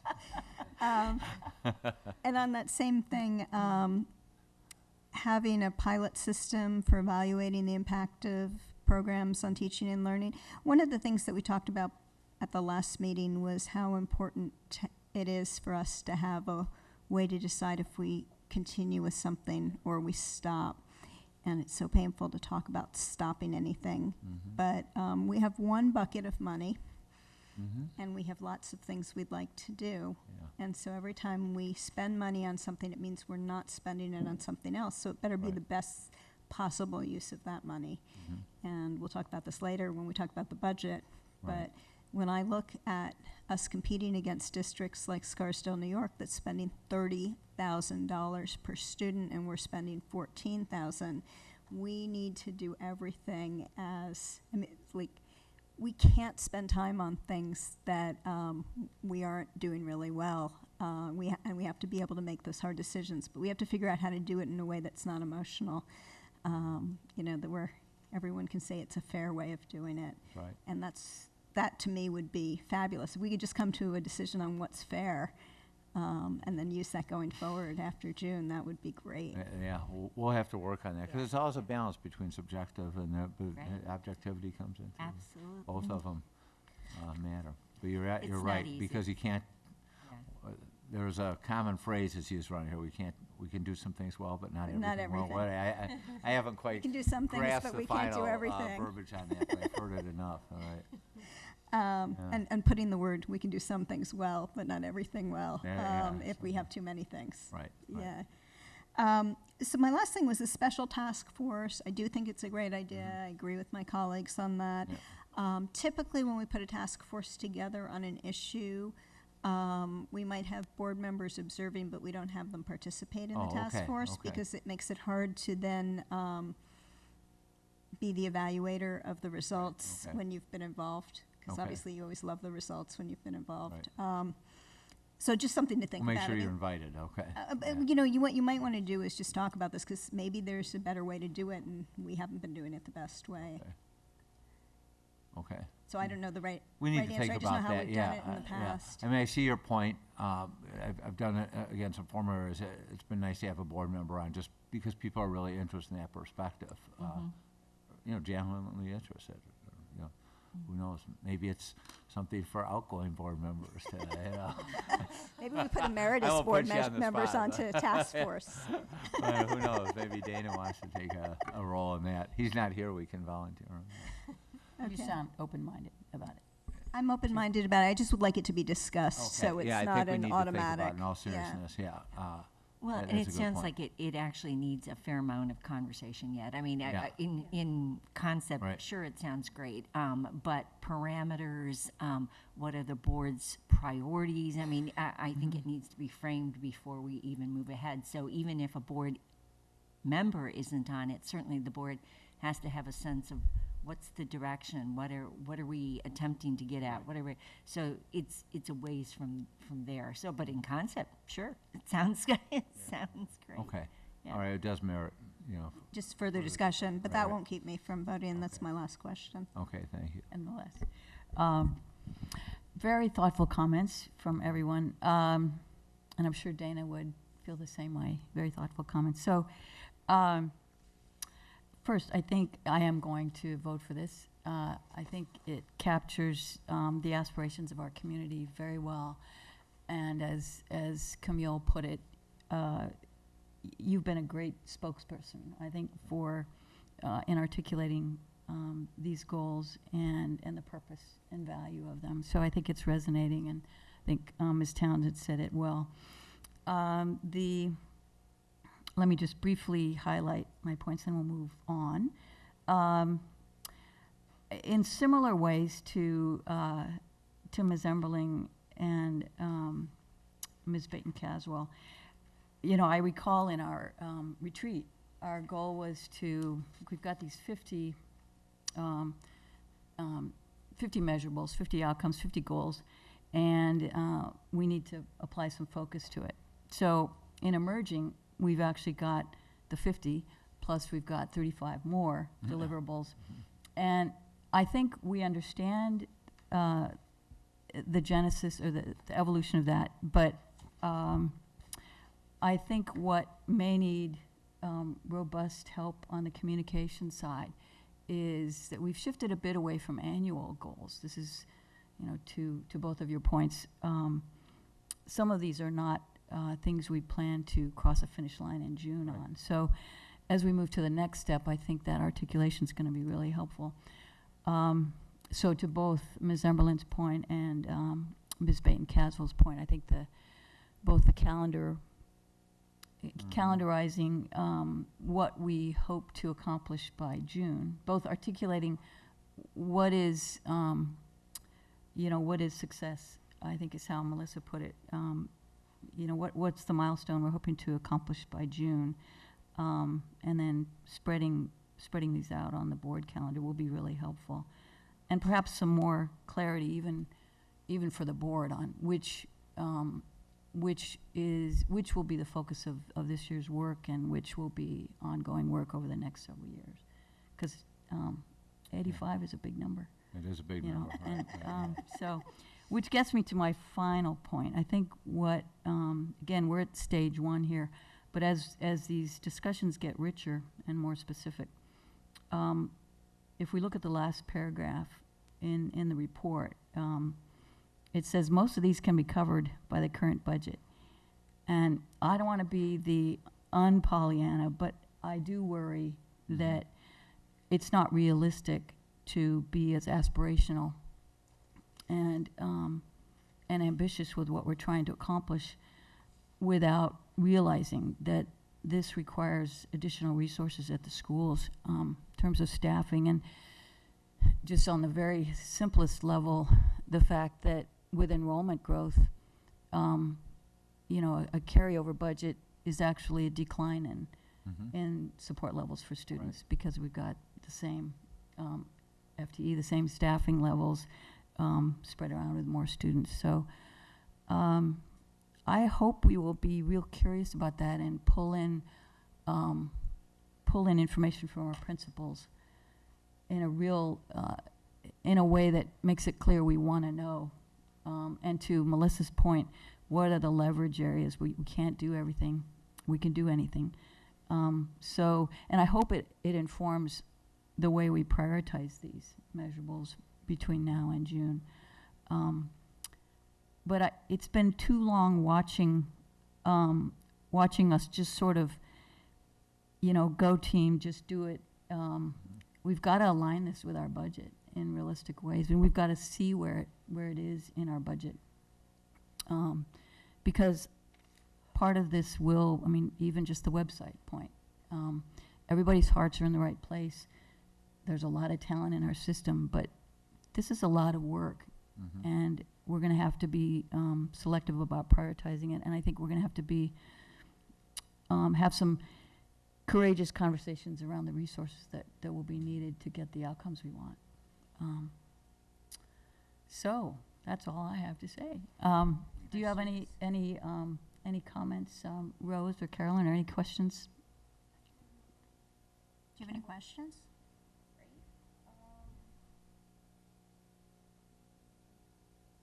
Oh, I had a question about objectives for high school students, but that was pretty well answered with the SAT and plan and Mm-hmm. learn all those fun Right, math. right.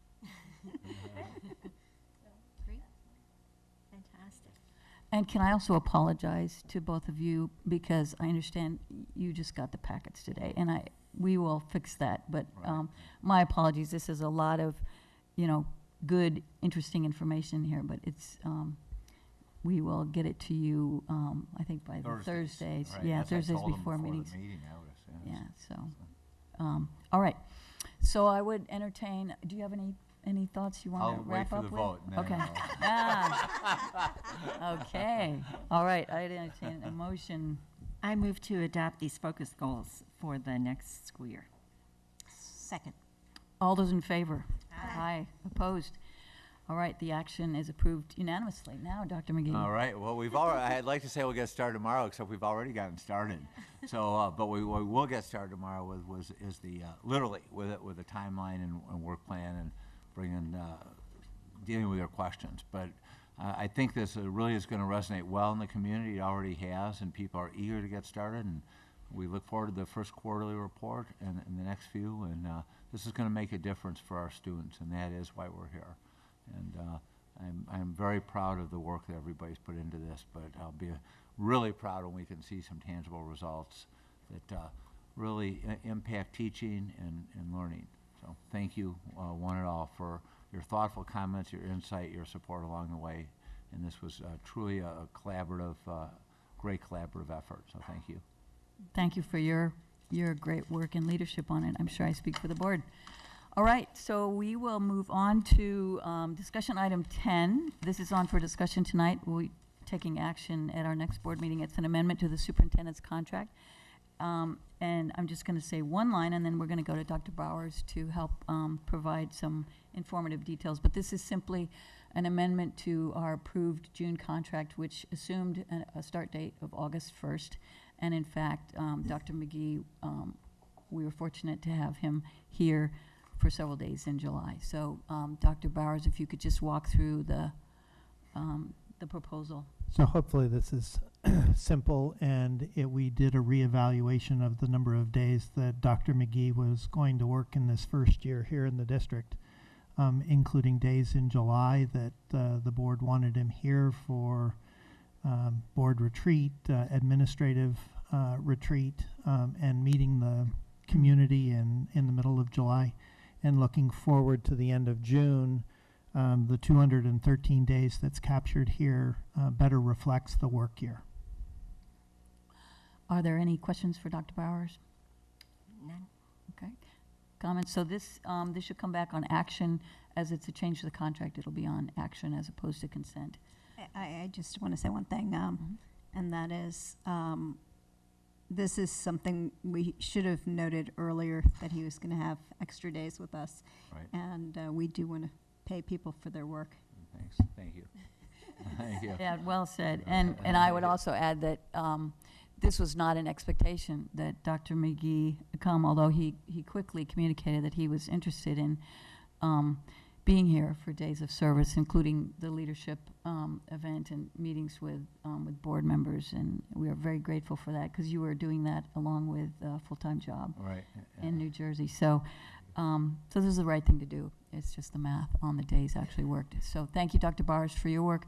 And this will come back as an action item at our next meeting. So we'll move to discussion item 11, which is the certification of availability of textbooks and instructional materials. This is the item we had the hearing on earlier. And let's start with Dr. McGee. Great. Well, thank you. This is one of these automatic items, but I had a conversation with our students beforehand about, so what does adequate really mean? So I'm just going to, Carolyn, would you kind of share your comment and your thinking about this? I thought this was really interesting. Yeah, So I guess on the second page it says the definition of sufficient textbooks or instructional materials means that each pupil has a textbook or instructional materials or both to use in class and to take home to complete assignments. And so I was wondering if the definition of that really meant that, like, if the students should have one textbook that they can use both in class and at home, or two textbooks, one to use in class and one that they would keep at home.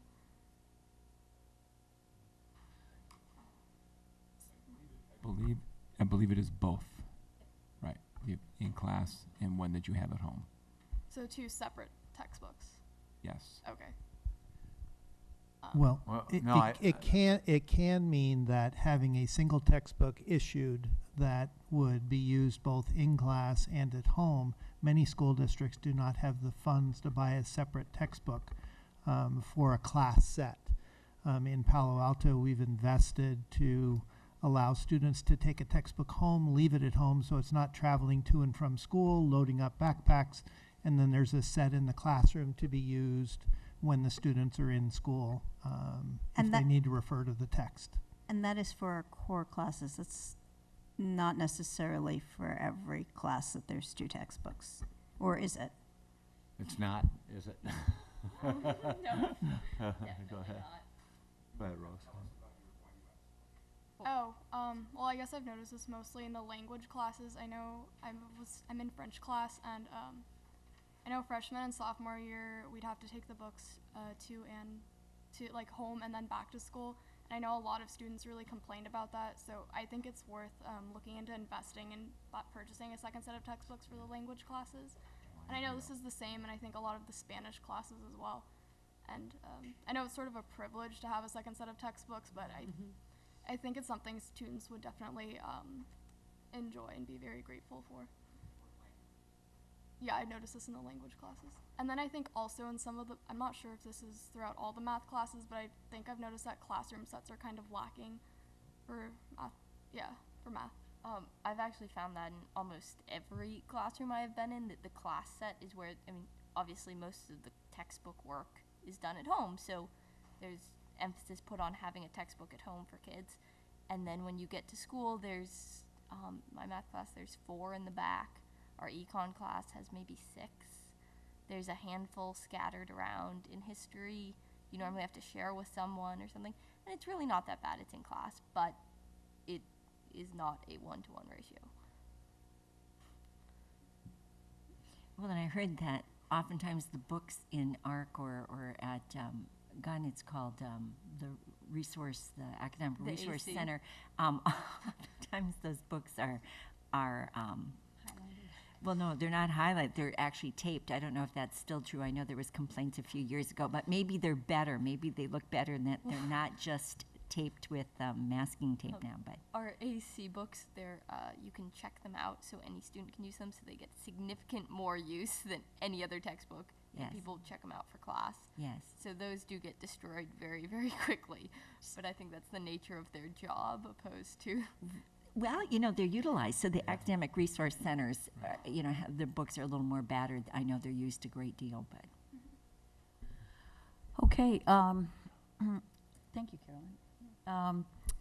Do board members have any comments or questions on this? This is, this raises an interesting question internally. I know that this certification is based on legal compliance with Ed Code, which is a little bit different. But do board members have any questions on the compliance issue? Nope. Would you like this to come back on consent? if it can, because it was a hearing, I don't know. Yes, if it can, I would like it to come back on consent. So we leave it to you to figure. Dr. Young, do you know if, yeah, okay. Okay. Good question. Is that approved? Does that mean with everyone's approval? Okay, good. All right, we are going to move on to the 2013-14 ending balance and budget update. This is a discussion item tonight. Dr. McGee. Great. There are, we'll ask the board for approval on 4 items at the next meeting, and we're going to turn this over to Kathy in a moment to, share some great information, not just about our fund balance, but also about our long-term financial projections, which are far from rosy. And she'll talk specifically about the impact of the pension reform, which is serious. She'll talk has a really interesting chart about the fact that now our state funding is level, while most other districts in California will actually be increasing. And Melissa made a really good point earlier, and I think we should come back to it. We are really operating efficiently, at least from my experience in Illinois, and that's all I'll talk about now. I think you all know California certainly better than that, but I know Illinois well. And, when I was in Wilmette, all the students went to Neutre High School. Neutre High School spends more than $20,000 per student annually. They're in our comparative consortium. We're going to a meeting with them coming up here at the end of the month. Scarsdale, what'd you say about Scarsdale? 30. They're in our consortium. We're going to a meeting with them at the end of the month.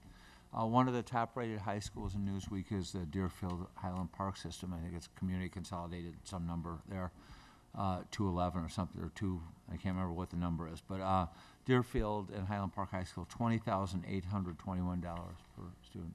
Stevenson High School is perennially high-rated, $16,839. We're under 14, right? I mean, it's significant. And given the pension system, we're going to face some real challenges, I think, down the line. So I really appreciate these long-term projections and some scenarios. So I'll stop with the bad news there. but I just don't want anybody to, and I know they're not at the board table, but certainly everybody in the audience walking away, you're flush, you're rolling and dull, because while we have a decent fund balance that Kathy will talk about, the long-term outcome or the long-term projections are serious and significant. And thanks.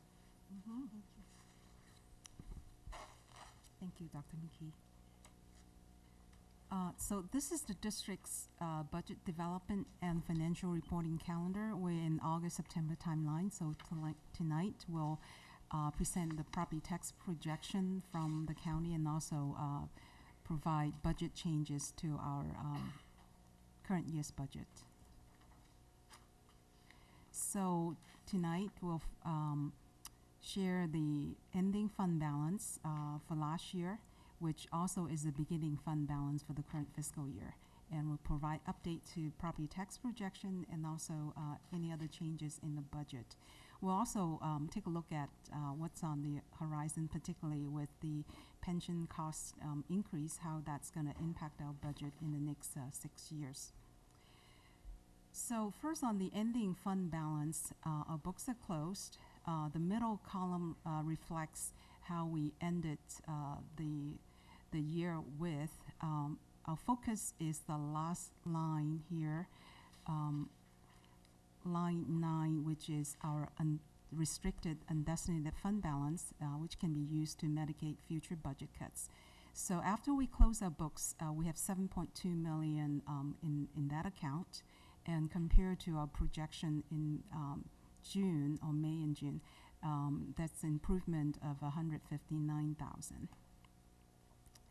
Information on property tax revenues. For last year, we closed out the year with 7.27% growth, which is about $100,000 more than the projection in May.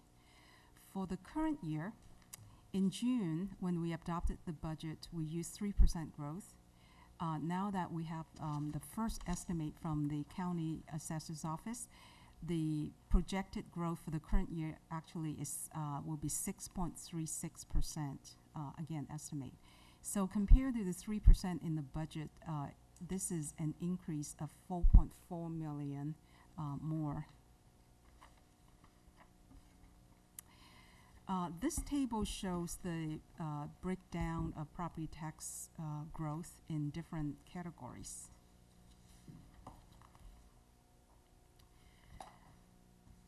So because we adopted the district's budget prior to the state's budget adoption, there are two items that we want to talk about more detail with you tonight. The first one is regarding pension cost increase. So in the final state budget adoption, the legislature approved a funding plan for CalSTRS, which is the retirement system for teachers and certificated staff. So that plan calls for rate increases for the state, the employees, and also the employers. So for employers, the approved rate increase will start with this current fiscal year. And the increase will be from, or is from 8.25% last year, all the way up to 19.1% in year 2020, in 7 years. So the details of the rate increases are on page 2 in the report. So for the current year, there's a modest increase of 0.63%, which is about $600,000. Then after that, the next 5 years after that would be a rate increase of 1.85% every year. So the 1.85% is about 1.7 million in cost.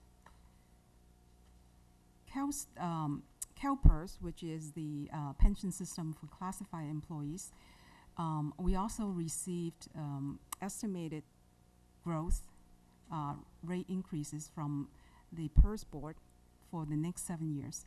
So the rate increase is from 11.7% last year, or this year, all the way to 20.4% in year 2020.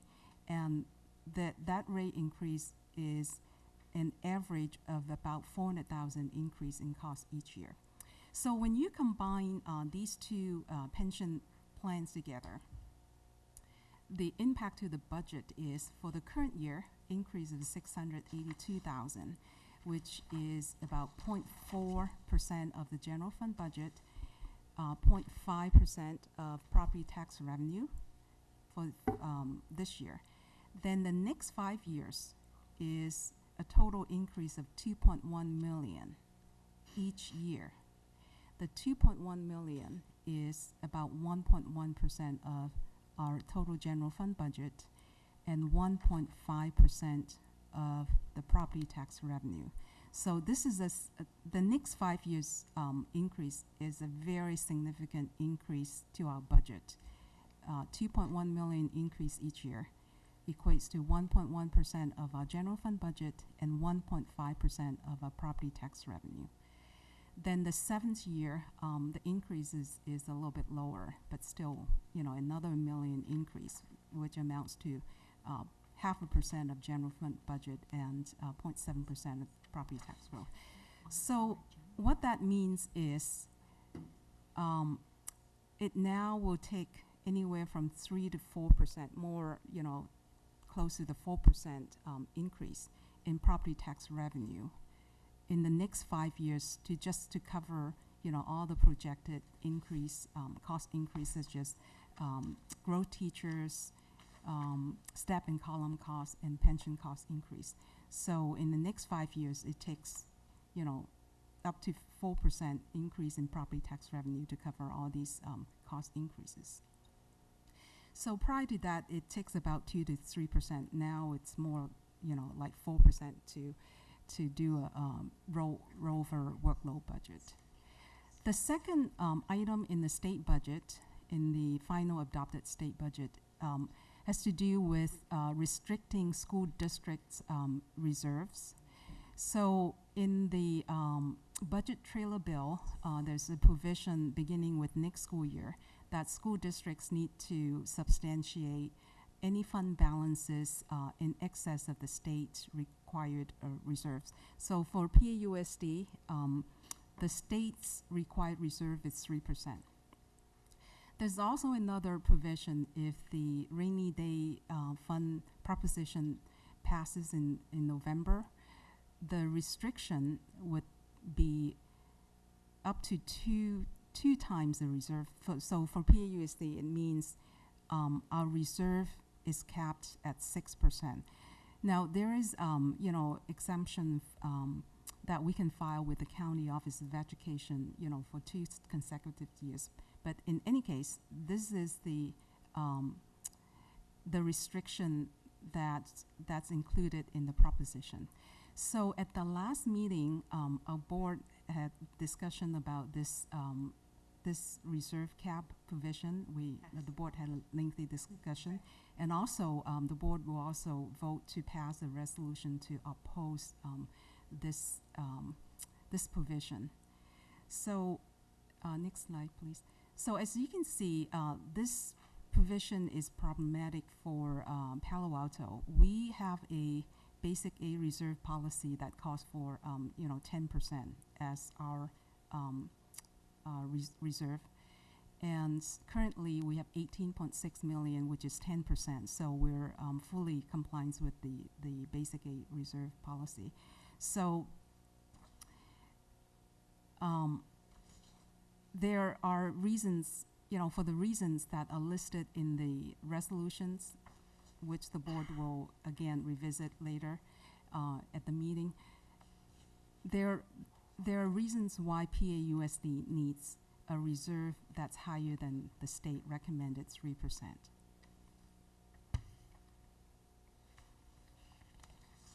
So earlier, when we talked about property tax revenue, we said current year's projection is at 6.26%, which is 3.2% more than what we have in the budget, and so that's about 4.4 million additional revenue. So as we're over the next weeks and months, as we start to have conversations with our union groups on employee compensation, and as we begin conversations with our leadership team about program needs, we have to remember the additional revenue. First of all, it needs to eliminate the 1.1 million deficit we have in the June budget. So that leaves about 3.3 million revenue, excess revenue for us to work with for employee compensation improvements, and also address program needs. And also this year particularly, we need to exercise caution in making ongoing commitments, for these additional dollars, because we have significant increases in pension costs we just mentioned, as well as the couple lease with the city. We're still not clear where the renewal would be. The couple lease brings in about 7.2 million to our budget, and that's a significant chunk. Any changes to the lease renewal will also impact our budget in future years.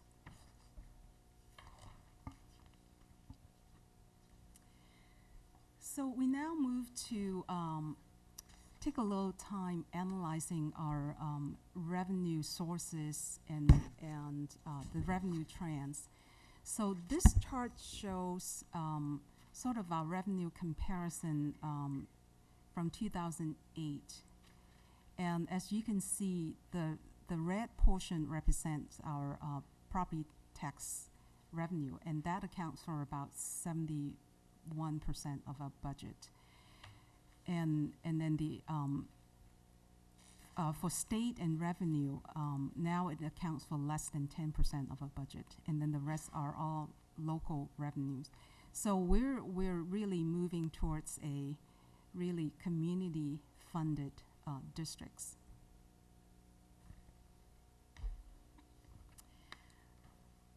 So this chart shows the changes in the trends in our major revenue sources.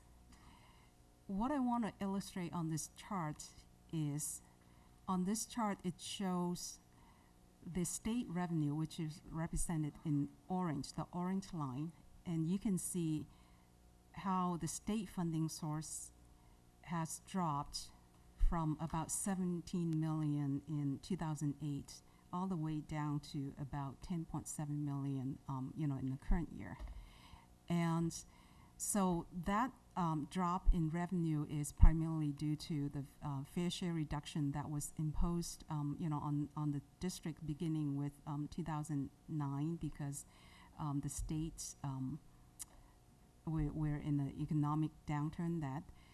And so, and then now, since 2013, as the economies slowly start to recover, and the state has more funding to now appropriate to school districts, but because we're community funded, and with the change in the funding formula, we're not getting any additional revenue from the state, as Dr. McGee stated at the beginning of the presentation.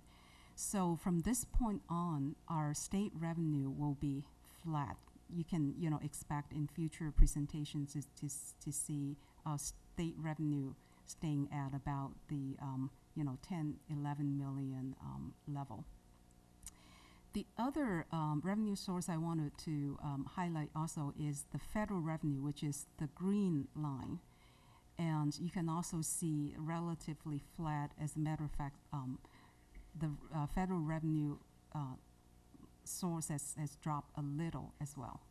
So what is positive, though, on this chart is you can see the gradually increase in local funding.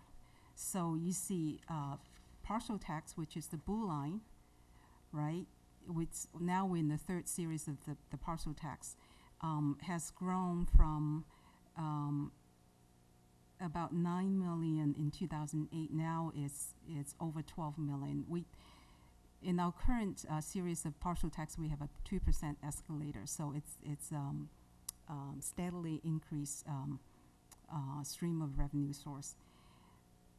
The purple line is the surplus, is the lease income from surplus sites. We also have a CPI adjustments, on those leases, so you can see a stable, steady increase revenue stream as well.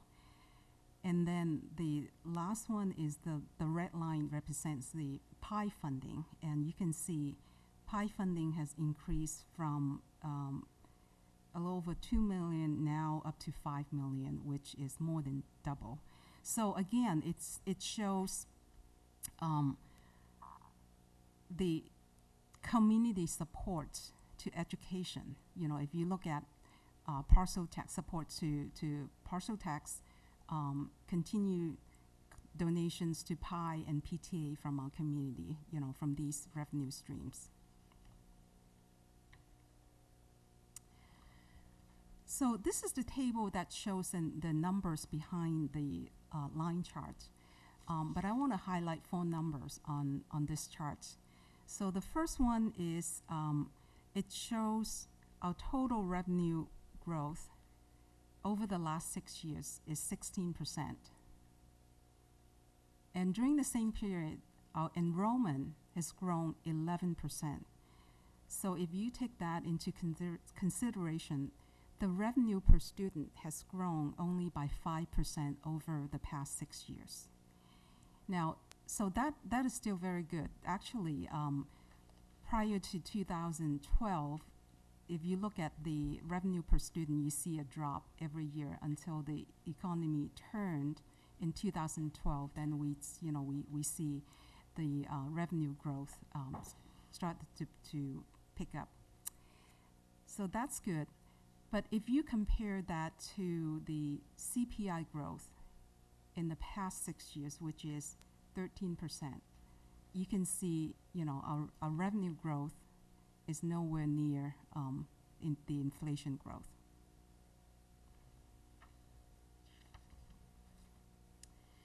So the next 3 charts are charts that we always include our presentation to show the impact of enrollment growth to the revenue growth per student. So you've seen these charts before.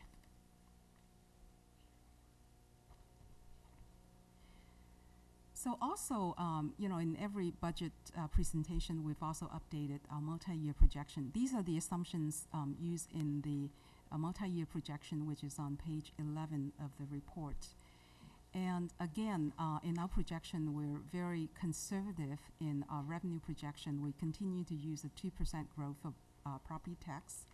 And we talked about pension costs increase over the next 5 years.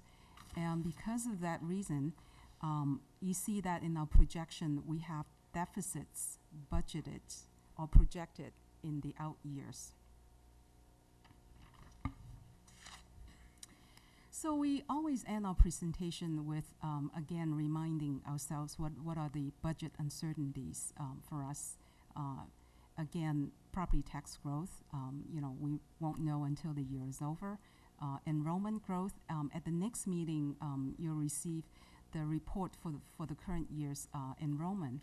And then with that, we'll engage our demographer to update our projection. And again, enrollment growth again is a big uncertainty to our budget.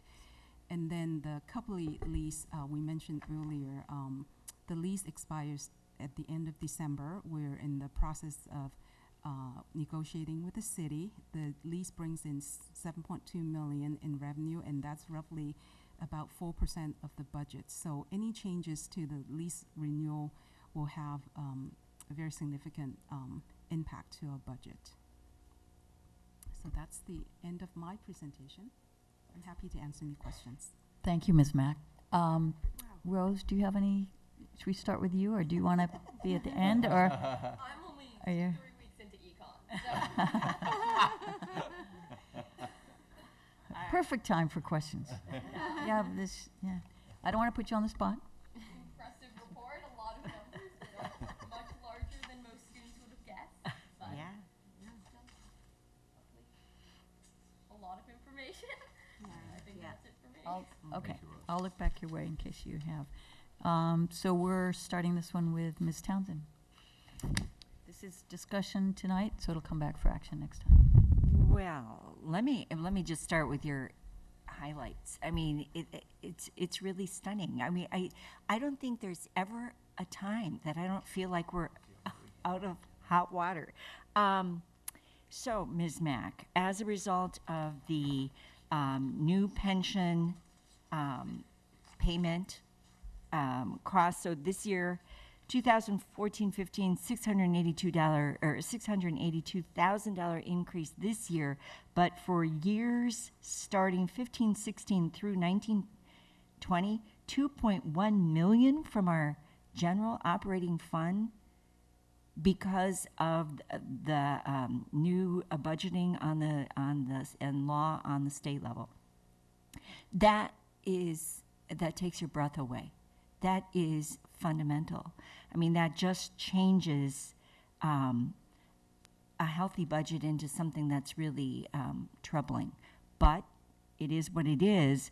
But I wasn't following absolutely closely when you had mentioned that we can get an exemption, or we can file an exemption from the county for what? What was that about? Oh, that's on the reserve cap. That was on the reserve cap. Okay, so that's a different issue. And then to highlight again, it now takes 3 to 4% increase in property tax to just do a rollover budget, essentially, with step and column. And then with this $2.1 million increase each year in expenditure, whoa. I mean, talk about needing additional revenues or cuts. I mean, it's amazing. So let me go back to, sure. So what percentage would be needed to cover that in terms of? So it would be close to 4% a year to cover, including the pension cost increases. So closer to the 4%, and currently it's 3 to 4?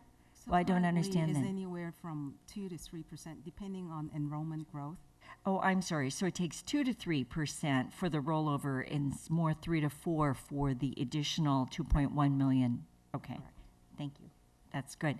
And then, so let me look at those revenues. It is stunning to me more and more that this district is paying. You know, it's not the state. I mean, the federal government is, when it comes to helping Palo Alto, pretty abysmal. It is stunning to me how much we do get from the leases. $7.2 million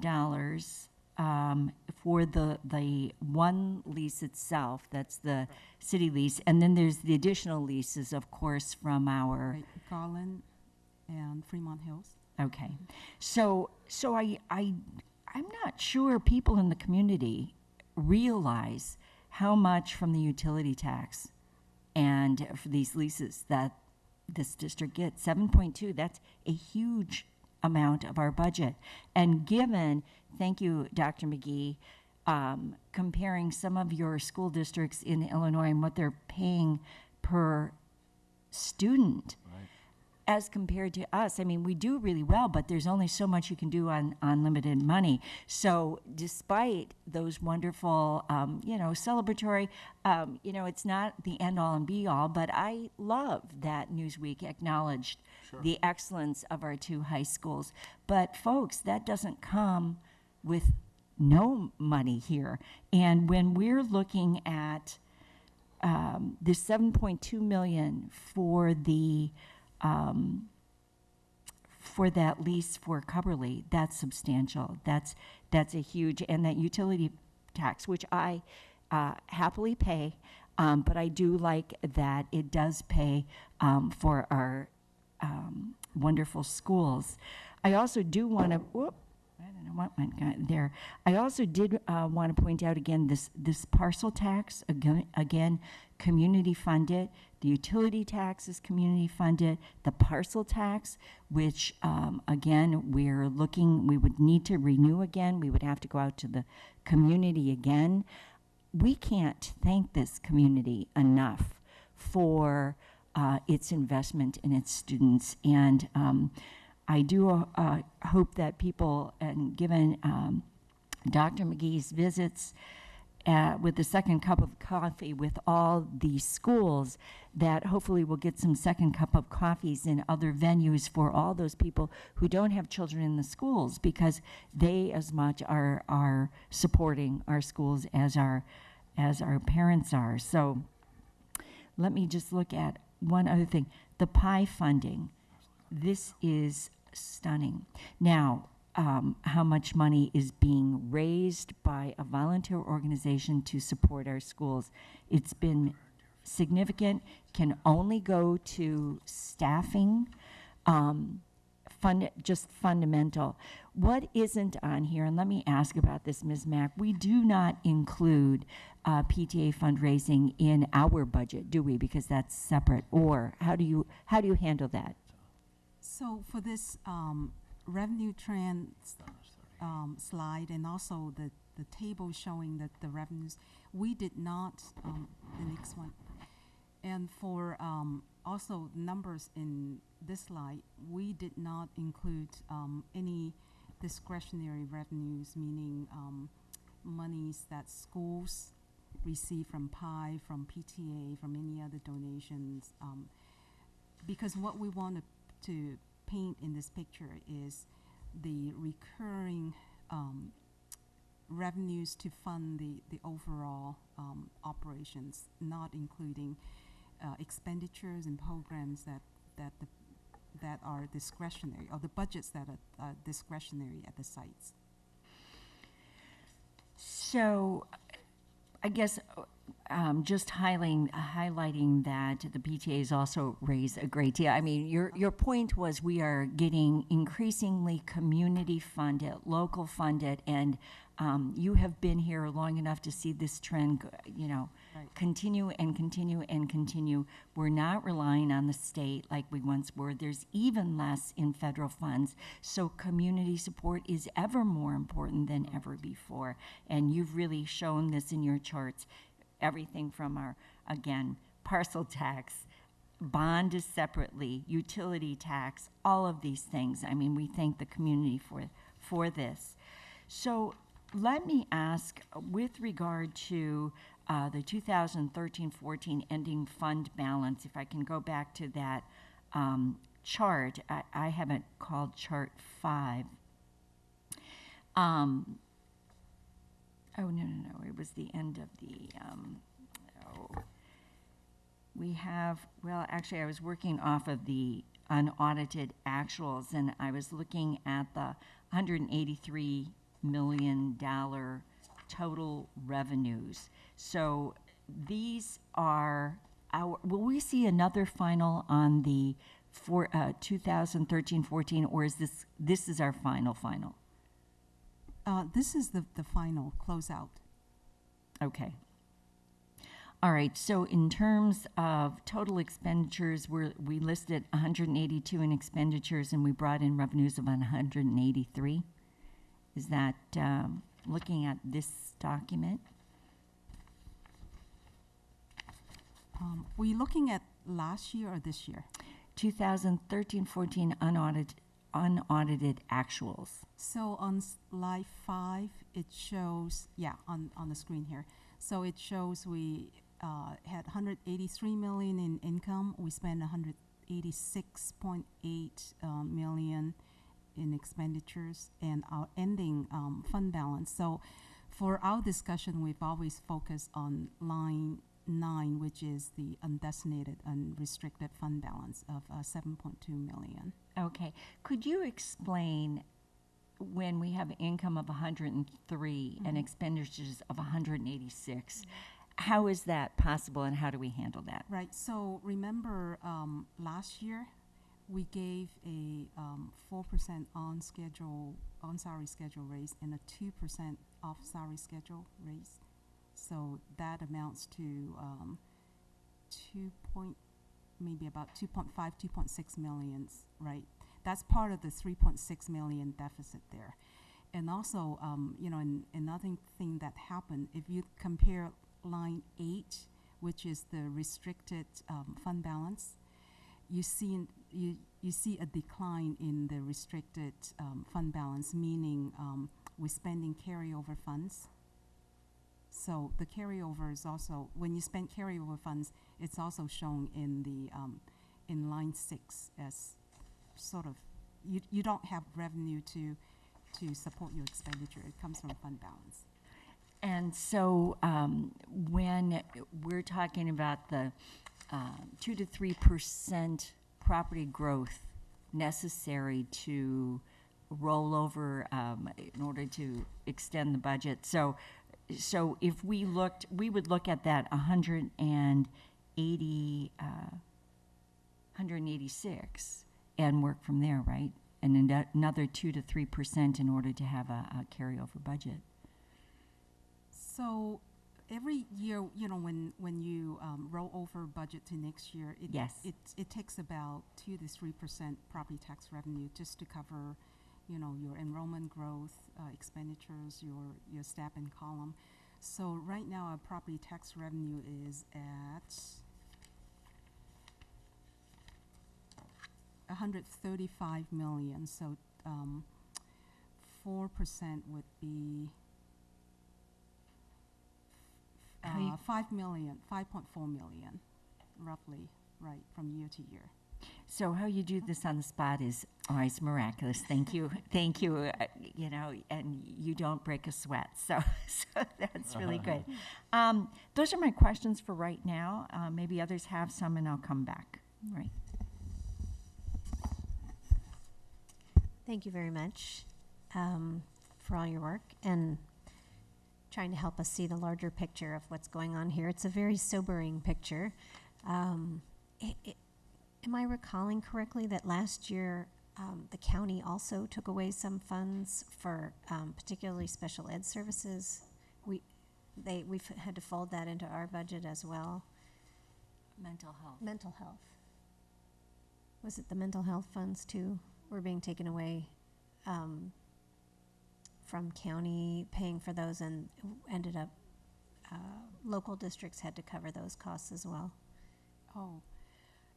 So what happened 2 years ago, the responsibility, was shifted from the county to the districts. From the county to districts.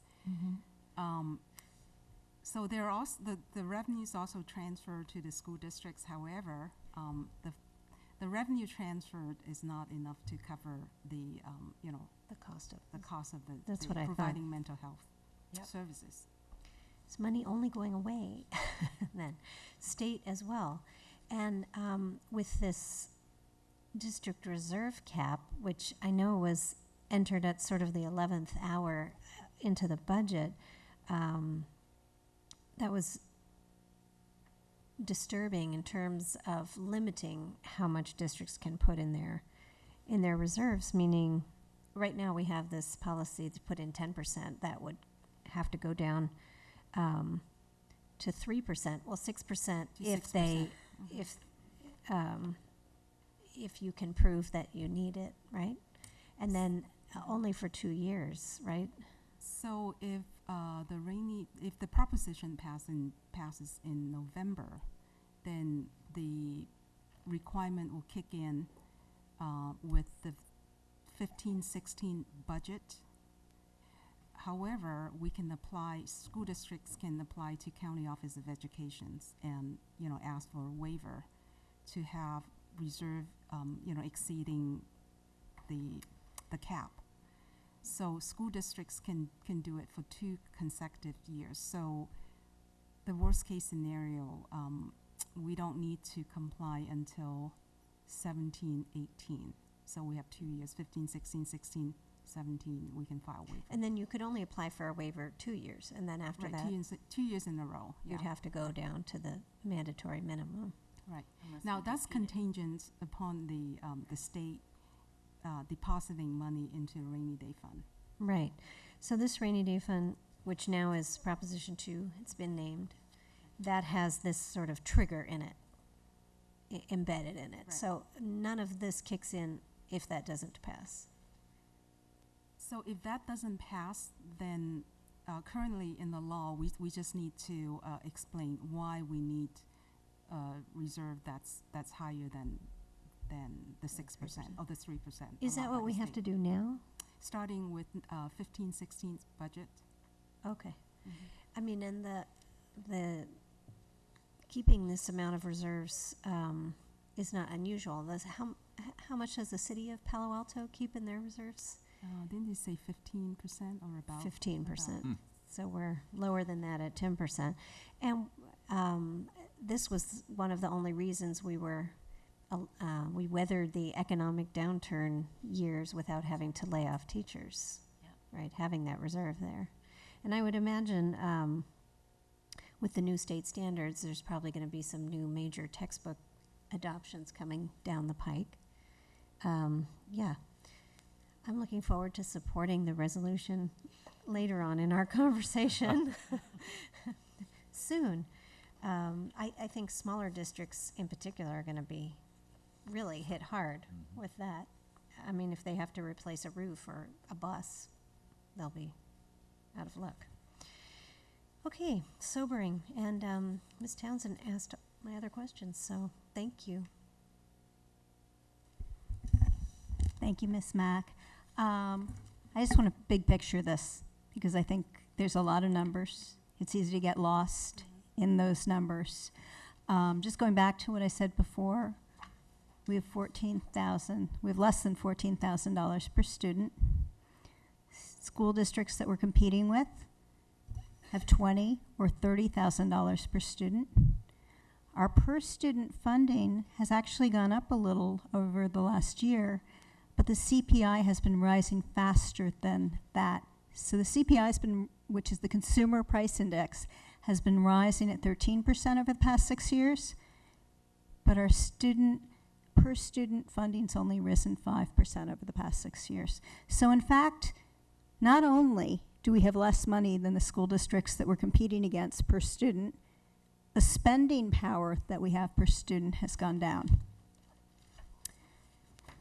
Add to that the fact that we now have to pay into our pension funds at a much higher rate. And that means that the available percentage of money that directly supports our students continues to go down. We need 3 or 4% additional property tax growth to support just keeping our investments constant. In the last 5 years, 3 years had less than 3% property growth. So we need 3 or 4% a year just to keep our investments constant, but in the last 5 years, 3 of those years were less than 3%. 2 years were more than 3%. It's kind of like gambling. You never know what the economy is going to give you. We can't know what's going to happen with our property tax in advance. We find out about it after it already happens. Furthermore, facilities rentals for this district actually is a revenue source of 6%. 4% of that's just coming from the Coverly lease. if any of the lease revenue goes down, that also will have an impact on our per student revenue. So the big picture here is it's nice that we have a large ending balance, but we are going to be spending it down, and not on fun new programs. I wish it was on fun new programs. That's what I'd like to spend extra money on. And so I just think it's really important that we're all aware of that. Yeah, I just have a few comments. We are a growing district to points made already. And the fact that our per pupil spending is approximately the same as it was 6 years ago doesn't account for it. Yeah. You know, we're not keeping up with inflation, basically, with the level of funding. I think a couple of takeaways for me are the fact that, one, the dramatic increase in pension liability that the district is responsible for, effective beginning this year, is not one-time funds either. That will be an ongoing increase of $10 million a year once we get to that 6th year over what our current obligation is now. That will completely erase the contribution that the state is making to our school district. So it has a huge impact on our long-term projections. I think that you know, we'll get into more of these discussions during the interim budget discussions that come up more appropriately than our ending balance discussion here. But I think we're certainly going to want to hear from staff what the recommendations are for funding the multi-year realignment of the pension liability. And you know, it also complicates the discussion we were having earlier regarding the aspirational goals and some of the work we'd like to be doing, and the importance of leverage, to Ms. Bain-Caswell's point again, because I'm not sure that 4% is our carryover budget if you count inflation, enrollment growth, and what's the one that's missing? CPI, step and column, yeah. So I think it's going to be helpful to get staff's help to help illustrate the cost of a carryover budget that actually includes all of the staffing support, support staff, not just teachers, as important as teachers are, because this erosion is creating a loss of support services for students. And I would say in the program needs category, it's really student support needs. It's not about program, it's about supporting the needs of our students, which directly relates to all of the goals we've just been discussing.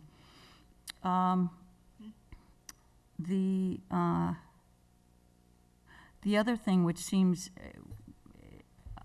it's not a topic for tonight, but I think when the first interim also comes, I think we're going to need help from staff to illustrate the allocation of funds for additional classroom facilities needed to accommodate projected enrollment growth. We have a 20-year trend of growth and no end in sight, and we have no funds allocated for additional facilities for either middle school or elementary. So these are all, you know, not to be depressed. There's no question the economy is much stronger.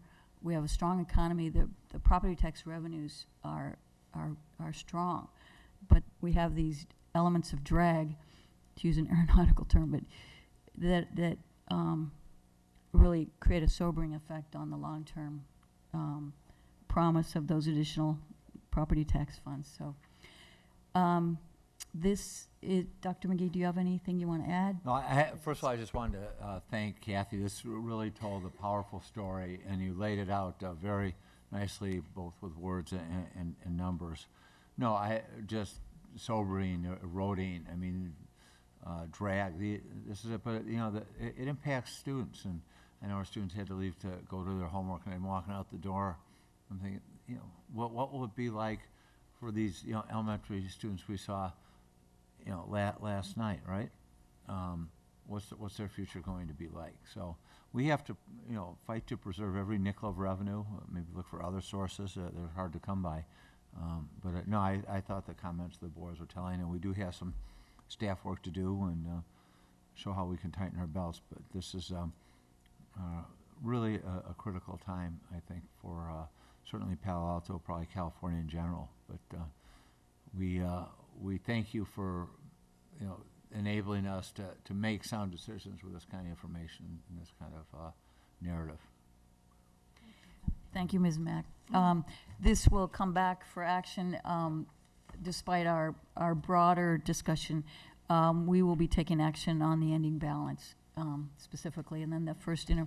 Will the first interim be coming back in November, Ms. Mack? Yes. Okay, good, thank you very much. We will move on to a couple of action items now. The authorization to award Phase 2 of the window coverings project at 4 elementary school sites. Dr. McGee?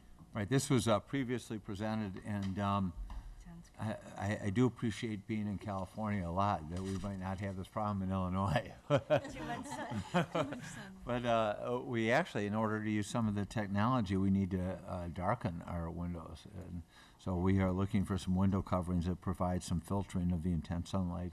And I know Kathy can talk more about this, but this originally came to the board in June, so we're actually looking for a vote for this, right? Right, This that's evening. right, action item. And this one starts with Ms. Emberling. Do you have any questions? Just one, I can't remember when this came up before. Is this intended to look at all the elementary schools, or are these the only 4 that have requested it, or? I can't remember the scope of the project. So the plan was to put window coverings on all elementary classrooms. So we actually selected or awarded a contract. The contractor finished 4 schools, and during Phase 1, we discover some issues, you know, with the scope. And so because of that, we had to terminate the contract. And so now this award will finish the rest of the schools. We have 8 schools to finish. So I see there's a typo in the report. It's in the proposal. It says 4 schools. It's actually 8 schools. The remaining 8 schools with the revised and added scope to finish the project. And the other 4? So we finished putting, you know, drapes and blinds at 4 schools already. Oh, you finished those already? Right. Okay. Yeah, that was just my clarification question. Thank you. Thank you. I wonder if you could just say which schools they are. Duveneck, Walter Hayes, Escondido. It might be Barron Park is the 4th school. That have them already. Yes. Okay. And Ms. Townsend, do you have any questions? Yeah, the comments? question I have, so there was one submission, there was There's one bid. I'm sorry? One bid, bid, yeah.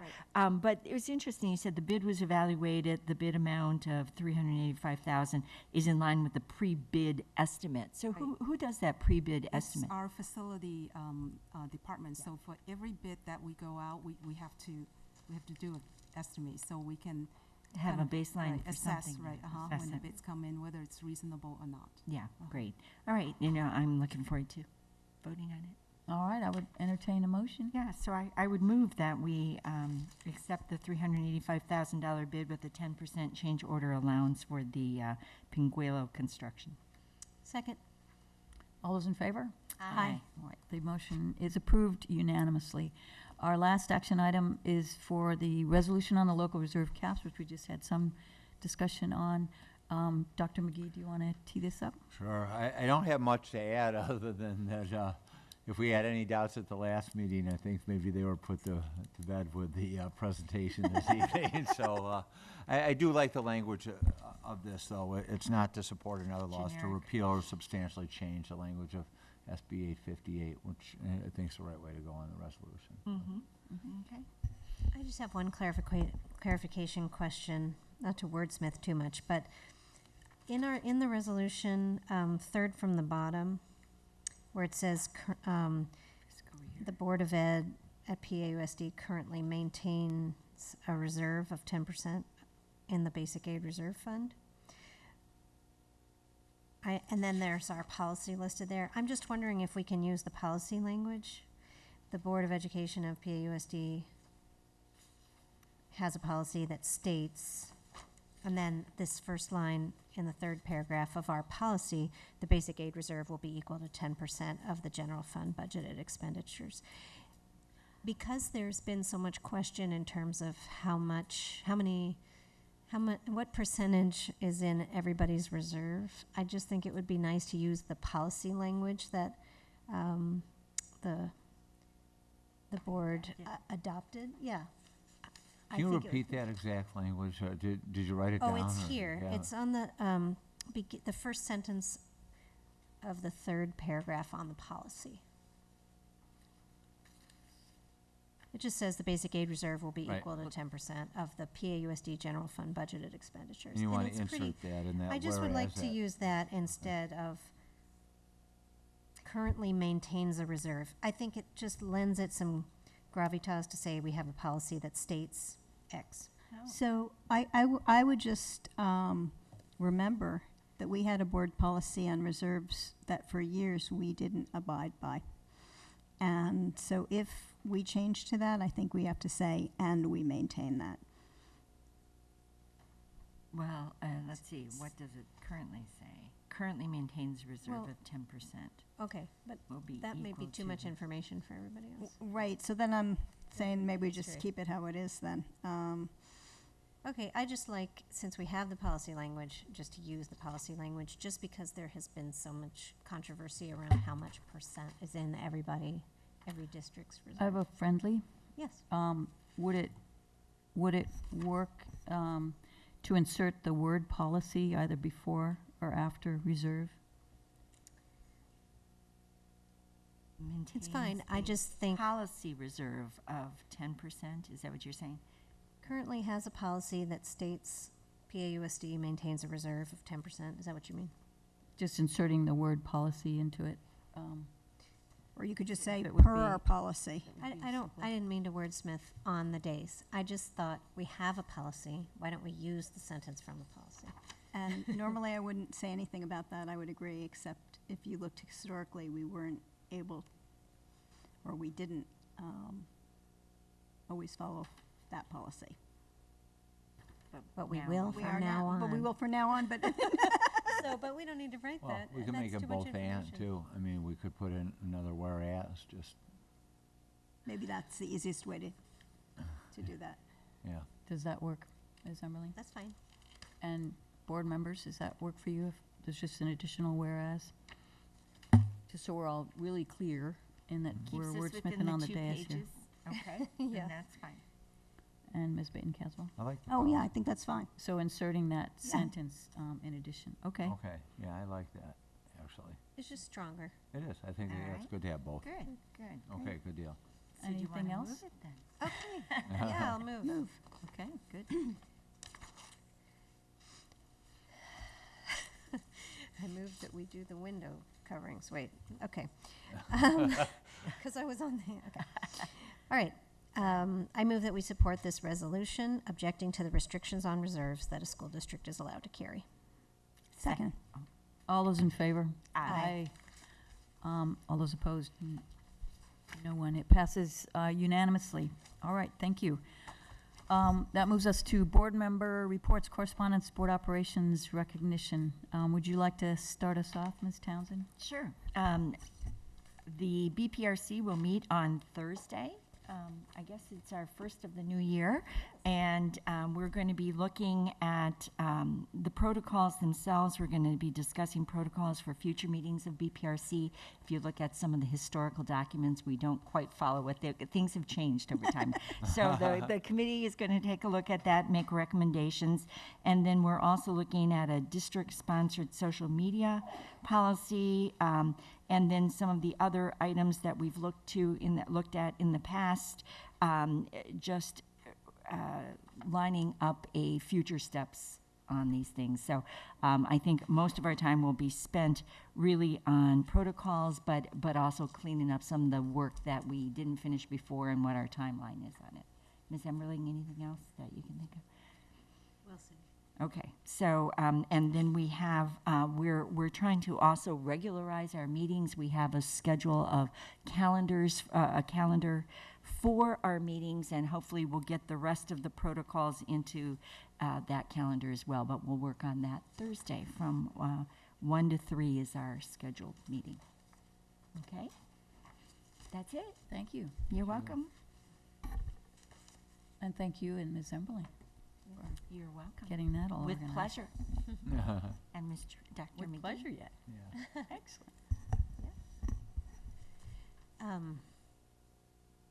Didn't have any other committee meetings, I don't think. I went to Terman's back to school night, which was so well attended, as it usually is at our schools. Yeah. So well attended. Great presentation. They did present their term and mission statement. So it would be fun to incorporate the district vision statement as well next time Right. around. I noticed that before, Uh-oh, at the uh-oh. beginning of the year. It's like, yeah. oh, I didn't know we had our own mission statement. That's so cute. Anyway, probably every school has that, huh?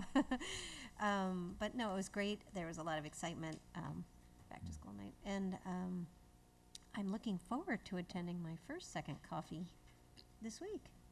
Which I one are can't you? remember. Jordan probably is Ah. Thursday evening. That's maybe. me. Yeah. It's No, you. I'm Hayes, Duvernay. Oh, that's right. yeah. Early birds. Gunn. Oh, Gunn. Guns Maybe it's this week. Gunn. It is, That's what yeah, it is. yeah, It's Gunn. right, Friday Yes. morning. 9 And a.m.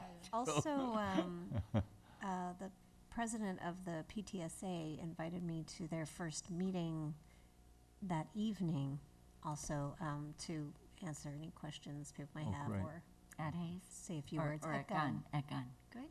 Great. So, Good. looking forward to that. Nice. I forgot. We also attended the PTAC meeting, both the president's meeting and the general right. meeting, and that was great fun. Learned so much, lots of stuff going on, and that's just the beginning. I'm sure there'll be even more ahead. Well, I was at the Adolescent Counseling Services annual luncheon, and they gave a lot of data about some of the successes that they've had over the past year, and it was really great to hear the data. There's some concerns as well. I think some of the laws that have changed around marijuana in certain states has changed some people's attitudes on how they look at usage amongst our kids, and that's really challenging when you have a kid who has a problem and the parents' attitudes have been changed by the change in the law, because at least Adolescent Counseling Services has said that's made it harder for them to have the parents lock arms with them on some strategies with kids. But basically, we are so lucky to have adolescents counseling services at our schools, at our secondary schools. They provide a level of support that most schools don't have, most districts don't have. And so it was great to see the community support out for that. In addition to being with Dr. McGee at Addison last night, I'm going to be at El Carmelo with him tomorrow morning. I had a great time at the Barron Park Maker Studio. Talked to some teachers that weren't actually Barron Park teachers that were there about how important it is for us to make sure our kids have regular practice with tasks that don't have directions and don't have a predetermined outcome. Because when you're an adult and you're doing your work, very rarely do you get the recipe book of Heidi, could you please do these 8 things, and at the end it needs to look like this. You almost never have that happen, and so our kids really need to, in order to become effective adults, they need to have these skills, and the best way to get these skills is to practice them regularly, not just alone, but in groups. So it was really exciting how excited people were about the Maker Studio.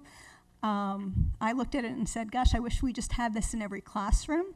Why should they have to go to a special room to do creative, unbounded things?